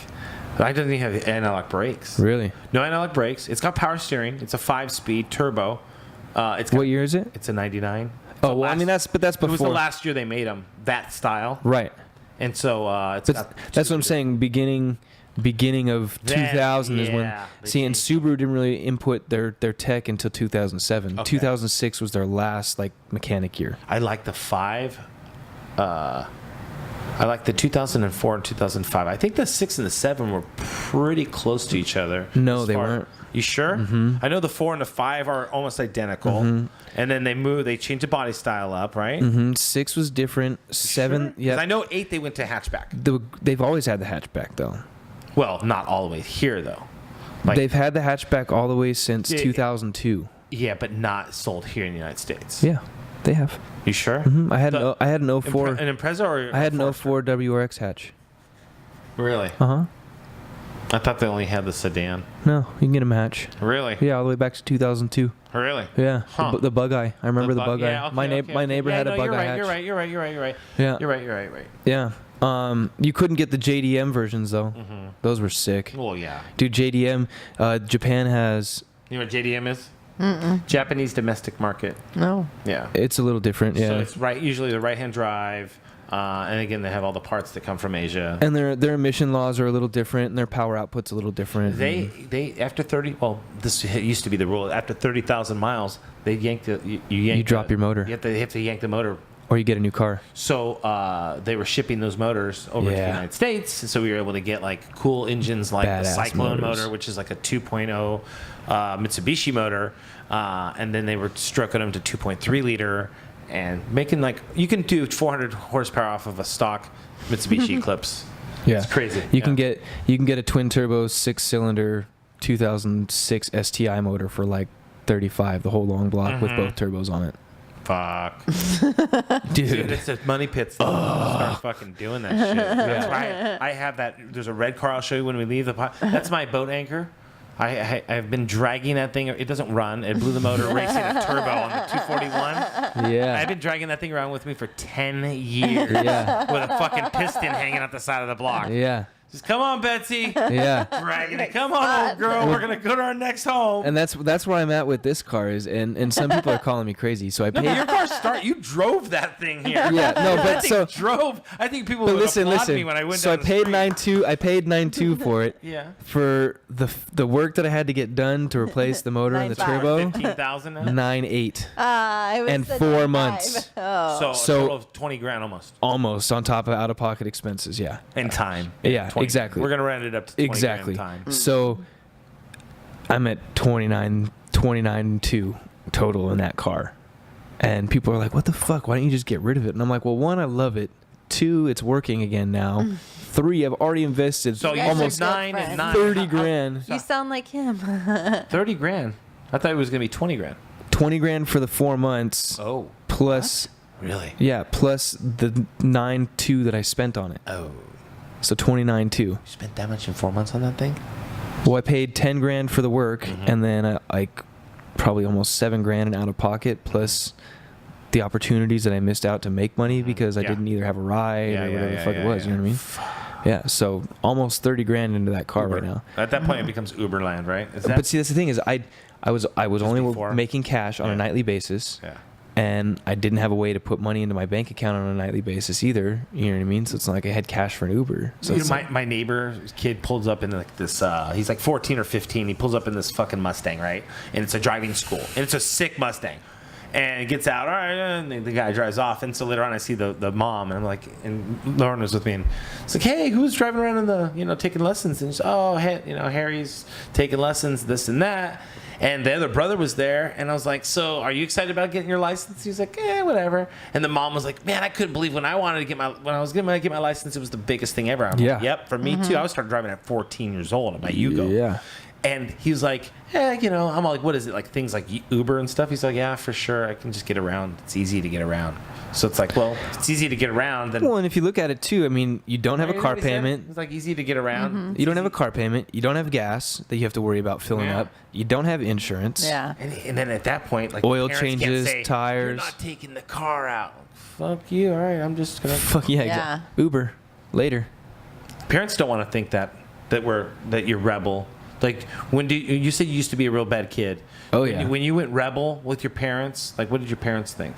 Oh, that was a huge thing, really. So I was 15, and obviously I wasn't driving at that point, because you don't start driving in Washington until 15 and a half. Okay. Yeah, that's like California. Yeah. So I was getting a ride to high school, and my mom would drive me to work or to school every morning on her way to work, and she dropped me off. And one morning when she dropped me off, I gave her an envelope with her name on it, and inside was a 3-page business letter, all typed up and formatted like a business letter. You know, my name, address, blah, blah, blah, her name, address, blah, blah, blah, and then the letter. And it basically stated my intentions that I was leaving the house from this point forward. I wanted to. What drove you to go to like you wanted to go to a concert? Well, I wanted to go, and it was around finals time. Yeah. 15. I wanted to go. It was around finals time, and my mom and my stepdad were like, "Nope, you're not going. It's finals. You need to stay home. You need to study." And I basically was like, "Well, fuck you guys. I'm fucking You're going." that opportunity. You're going to take that opportunity to I mean, for life, right? Yeah, To push the boundaries. Yeah, and it had been going on for a while. Let's Brewing. It you was know, like brewing. we had been butting heads. I was at that point in my life where I wanted to find out who I was as a person, you know, and they had this very specific plan for me, and I did not want to do that plan. Mm-hmm. That was it. What was it? They wanted me to go off, and I mean, it was the plan that I had originally intended on before I started to see what the real world was about. Because you were fed. Of course. Exactly. You were fed so much that's We what all you were. believed in. Exactly. So it was Santa Claus, Tooth Fairy. it was go to this private high school, get a great education, go to a badass college, get my master's or my doctorate, and do like nuclear engineering or some bullshit. Yeah. You know what I mean? And Are like, your parents very well to do, or? well, so my parents are separated. They separated when I was 3. Oh, okay. So this is like broken family restart. Yeah. Yeah. Did So your my mom remarried. Yeah. My dad's remarried as well. My mom remarried. He actually passed away my spring break of senior. And I'm on my own. Oh yeah. So I had left. I left when I was 15. But my mom had remarried when I was 10, I believe. Yes, 10. And then he was. Sorry, I'm just trying to recap for myself here. He was trying to be the father figure, even though I already had a dad, and that really wasn't working. So I was really trying to find myself at this point in life and break out of that mold that was already kind of lined up for me, or not lined up for me, but Almost like predestined, like you have your a plan. like plan, like almost like planned marriage, planned like lots of cultures embrace the fact like you're gonna be a doctor or a lawyer, Right. you're gonna do the family, you're gonna be a priest, Right, Yeah. exactly. Catholic priest or something. if Yeah. you're Baptist. So I said, nope, that's not You don't gonna wanna be a happen. Catholic priest now. No. So you left at 15 and you never did you go back? I did end up going back. It took a couple years though. Wow. And in that time, I had dropped out of high school. And like I said, I was a real piece of shit scumbag when I was a kid. We all were, But, in some way, you're Yeah. probably a little bit more than me. Just fucking with you. It's all right. But I ended up realizing, fuck, I'm not going to do anything with my life if I don't at least get my high school diploma. Like, Yeah. I need to do that. That was smart. So I ended up going back to re-enrolling in public high school. Ended up moving back in with my mom and stepdad, and I still remember it like it was yesterday. Spring break was coming up, and my mom and my stepdad said, "Hey, you know, we're going over to the Puget Sound during your spring break. We're going to do our scuba certification dives, and then we're going to kind of hang out for the rest of the week. So you're going to have the house to yourself." And I was like, Puget Sound. So fuck this is yeah. back east, obviously. "No, this is Washington State, Puget up by Sound. My up bad. by Seattle." See, bad. Yeah. So I was like, "Fuck yeah! I'm Fail. a senior in high school. I got the house to myself. It's gonna be on, right?" So the first night, I had a couple friends over to help set up, you know, what was gonna be the long haul, and you know, we played a little beer pong and smoked some blunts, you know, all the stuff that Mom would never. And how old were you at approve this time?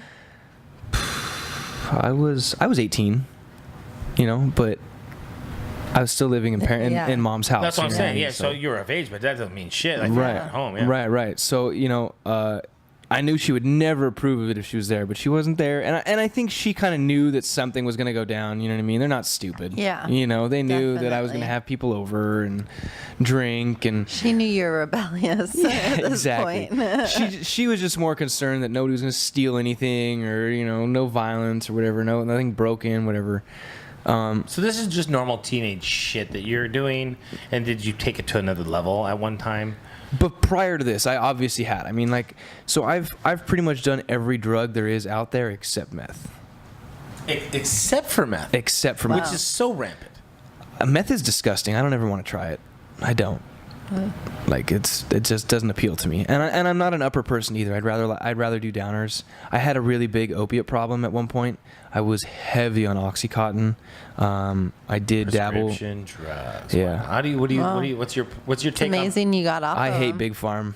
Okay, but besides that, like coming from like let's see the point of knowledge, when you were taking them, you weren't. Oh, I loved them. They were great. And you weren't as knowledgeable as you No, are now, no. or you knew what the consequences. I mean, I knew that there was a chance of overdosing. I knew. But you didn't know what real long-term effects they were.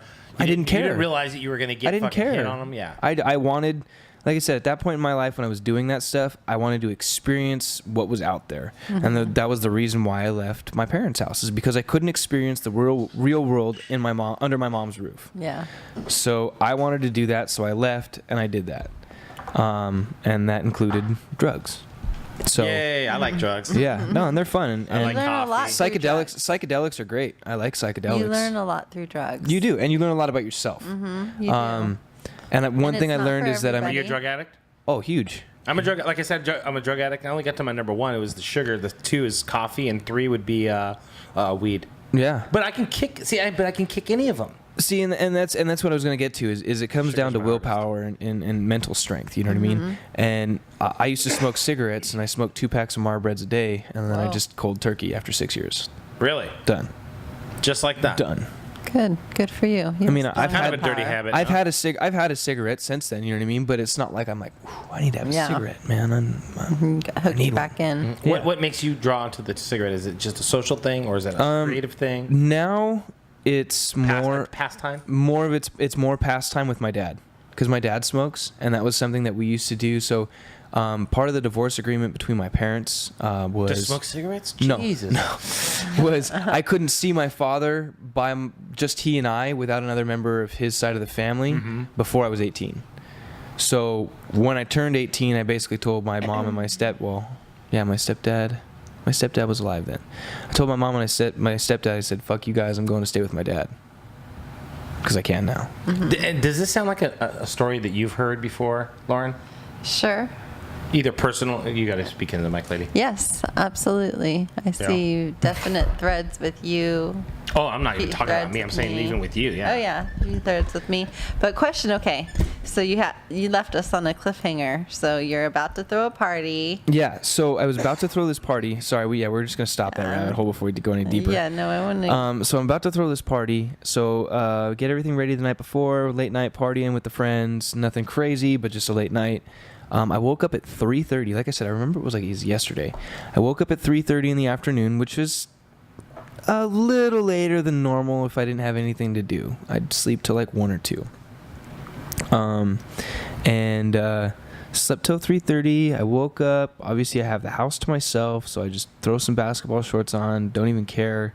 Walk upstairs, turn on the TV. I lay back down on the couch.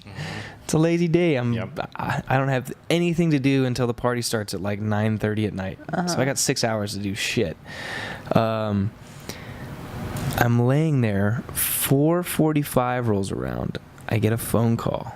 I was dozing on and off, watching cartoons or whatever the fuck while I was laying on the couch. 4:45 rolls around. I get a phone call. It's a 306 area code. I believe it's 306, which is Seattle, whatever the Seattle area code is. I knew it wasn't my dad's number because I knew my dad's number. I was like, who the fuck's calling me from Seattle right now at 4:45 on a Saturday, you know? My dad always called on Sunday nights. So I answer, I'm like, hello? And it's some guy on the other line, and he's saying, you know, I'm really sorry to tell you this, but your stepdad's, or he says, your father's passed away. I said, what? You don't even know what you're talking about. Who? Let me talk to my mom. He says, well, your mom can't talk right now. She's crying pretty heavily. She's going through a lot. And I said, shut the fuck up. Put my mom on the phone. I don't want to talk to you anymore. Like, Yeah. now tell I'm me concerned. What the hell's going on? Now I'm concerned because you don't know what you're talking about because he's not my dad, and that's kind of making me angry. And you're telling me my mom's bawling her eyes out and going through a bunch of shit, and I can't talk to her, so I need to talk to her. So I eventually talked to her. She confirmed that he had passed away. Long story short, he passed away in the scuba diving certification dives. From what they found out in testimony and all that bullshit, he got separated from the group because he couldn't equalize the pressure on the inside of his head. You know what I mean? When you descend, you have to plug your nose and equalize the pressure, right? He couldn't do that, so he got separated from the group. An instructor came back to check on him, and when the instructor turned around to tell the group that they were going to go up a little bit so we could equalize and then come back down, the instructor must have kicked the face mask and regulator out of my stepdad's mouth and off his face, and he basically just panicked and couldn't get the regulator back in his mouth, and he drowned. Whoa. So they found him at like when the instructor turned around, he was gone, like he wasn't in front of the instructor, and the next thing they found was him at the bottom, dead. Yeah. Whoa. Yeah. So that was the first day to my spring break. And do these type? I mean, I know we're running. My computer just told me to fucking cut this chill, and I think we got about maybe 5 minutes left. All right. Before the whole thing takes up. That was a heavy duty story. Yeah. So Yeah. but your dad's still alive right now? Yeah, dad's still alive. He's remarried. They're doing well. They live up in Seattle.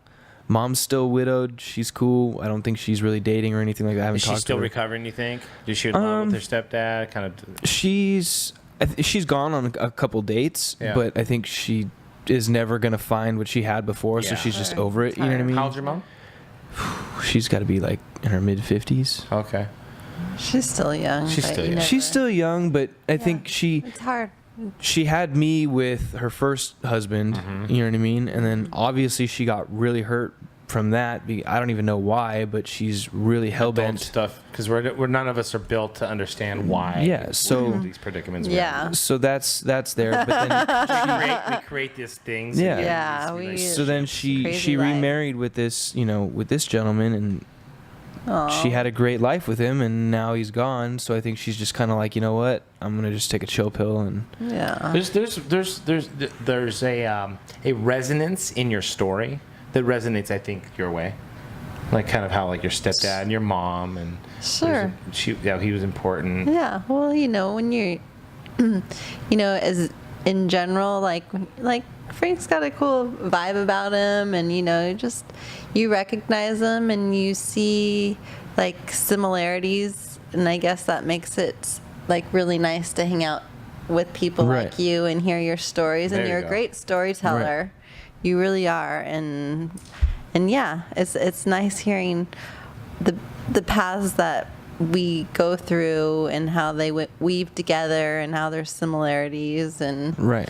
And that's what we really started this conversation, or this part of the conversation, was that path that we choose in life, right? Yeah. And how it's so different from what we planned on doing, or somebody planned for you. Yes. You or know what how I mean? just the story, like through movies and television, Yeah. and Right. books and folk tale and campfire and marshmallows and Right. and the adults talking, and the whole time you never realize, wow, those adults, because now we're adults. And watch when you get to 44, bro. Oh, I know, man. There's a whole new thing. I You're not can't even even. hit the 30 fucking. The 30s is Yeah. rad. The 40s are my favorite so far. See, and everybody keeps telling me that is the older they get, like, I love my 30s. I've always been And like the 20s were kind of great, person too. that's like, I just want to die young. Like, I don't want to be old and decrepit. No, I don't want to be decrepit either. You know what I trust mean? me. If I get Well, into, that's why you do. I see those martial Lifeline arts commercials. and I see those yoga Lifeline and- commercials, you know, and it's like, oh, if you fall and get up or can't get up, press No. the button and we send help. It's like, if I press that button, I want SWAT to come kick down my door and off me with a shotgun. You know what I mean? Like, Right. I'm done, dude. I'm gonna Yeah. be 45 I in a know. couple of months, bro. And, like it's like, you know, like there's no fucking lifeline for me. My lifeline's my AR and my fucking shotgun. Yeah. You know. Yeah. So I don't know. I just think it's a definitely stress will kill you. For sure. I've been dealing with a lot of stress lately. Yeah, it Yeah. will I'll get to you, and I'm learning definitely. to cope with that. And like we talk about sugar, Yeah. diet, and all this stuff. And these things not only does your outside your outside influences, like, you know, the things you eat and bring into your body, but all the stuff that you have to deal with, like you said, you went through a rebel time in your life where you were trying to find yourself, and there's probably a lot of you that's still trying to find Oh, yeah.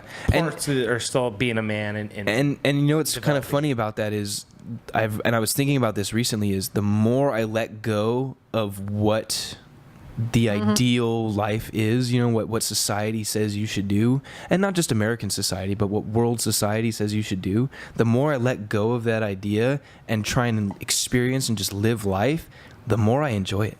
Cool, Yeah. because then like the next icon that I'll put in my head will be like a diving suit on Frank instead of like the chef Frank. Yeah. Like I said, I had this perception, you know, like for the longest time when I was racing motorcycles, that's what all those stupid fucking trophies are up there for. A lot of my 7% left. Oh, we gotta wrap it up. My uncle would always like all of them like, oh, this is the motorcycle kid race, Right. and I loved it because that was my whole life. But I have another identity other than that. Right. And I think a lot of people, especially professionals and stuff, Yeah. want to try to sometimes associate with another thing that they're Yeah. passionate about. Absolutely. Yeah. I feel Jordan that in way baseball. too. Yeah. Well, we're definitely gonna have to have you back on, Yeah. and We'll do a yeah, part, we'll do a have to part do two. more- Part two. more Yeah. plugs for your services that you offer. Yeah, and, because like, what maybe you some have is videos, very like- valuable. You know, and I tried to put together like a little sample for you guys so you could try it, and like, I will next time, I promise. I'll Alright, put together a next meal for you time. guys. We got that on video. Yeah. I'll bring try it dinners out. for you guys to try. Maybe we can like sign up for like a week and see Yeah. what's going on. Yeah. Okay, we'll talk about Yeah. that. But yeah, it's a good idea. Yeah. Cool. Great. I love your idea, and you help a Instagram lot again, of people. What was it again? Instagram is at Chef F Kos. Chef underscore F Kos. Yeah. And That is KOS. We were talking through Facebook, right? Yes. Do you do it through Facebook too, or what? My really? Facebook is kind of on the private side, Yeah, just yeah. because, Okay, I got like you. we've talked about, and you know what, It's hard to we forgot to fucking- mention the stuff that we said that I would talk about, but Yeah. we haven't talked about. I'm on steroids. If you're not on steroids, you should be. So we're gonna do that. The steroids will be the part two. We'll go into the whole thing. Keep Yeah, you guys you just thinking. talk So- about a rabbit hole. You Yeah, just opened but up, my friend. I do have other outlets of social media, obviously, but I try and keep that more on the private side because, you know, being a business person, you do have to present yourself a certain way. Well, that's what- and I'm not trying to say that I'm not a real person, Yeah. but business wise, you have to do it. So. Sure. To my close friends, you know, I welcome you to indulge yourself in experiencing my life with me. But Yeah. you know, if it's a business relationship, then I'm sorry. That's what it's limited to. Yeah. Well, I mean, again, I put this on this because this is the first time I smoked pot on my podcast, and there's a lot of business associates that have been, you know, because I've been promoting this, so you know, they may or may not see. And it's like a.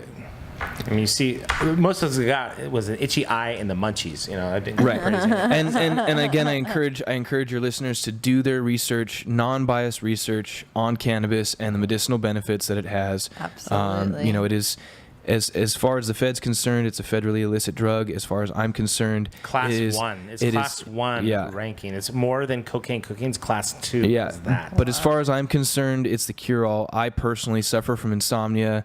I probably have ADHD or ADD or some shit like that, and I don't take any sort of pharmaceuticals. I don't take any sort of additives, over the counter. I self-medicate. But we're going to and- go ahead and blaze some bowls right now. Yeah. We're all done with this. So it is something that I encourage your listeners to educate themselves on before they Absolutely. judge. Maybe we'll take a ride around the block in either the car and Yeah. have a little thing. Yeah, that's a good way to end the night. Yeah. All right, and maybe I'll cut that in at the very end of the site. Thank you guys for tuning in. Topsnap Podcast, Yes. topsnapmedia.com. I post all of the podcasts on there, and if you're too lazy to go there, just watch them on YouTube at Topsnap Podcast. And it is Topsnap_podcast on Twitter, or you could just write in the Topsnap Podcast on Twitter. It doesn't matter either way, at Topsnap Podcast or at Topsnap_podcast. Thank you for Knockerball OC of Anaheim. Thank you for having your balls right underneath me. They feel so good. They're downstairs. They're the plastic balls. And for the carpet specialist for getting all of the piss out of the carpets. We appreciate the carpet specialists here in Orange County. Check them out. If you guys have stains on your upholstery carpet, you don't know what to do, you don't know what that Afghan rug is made out of, call Rich at the carpet specialist. He is a textile expert. He is very versed in this. He went to school for it. He knows textile. He knows the chemistry behind the products that they use, and these people have 100% money back guarantee. Thank you very much for tuning in. Thank you, Frank Kos. Thank you guys. Appreciate it, man. Yeah. Thank you for all your you, life sir. lessons that That you've was been awesome. sharing Yeah. with us. Thank you guys. Can't wait for the next time. Lalava333. Yeah, you're welcome. You're more than welcome anytime. Lalava333 on Instagram. Check her out and her positive vibe and her out of focus selfies. Shoots.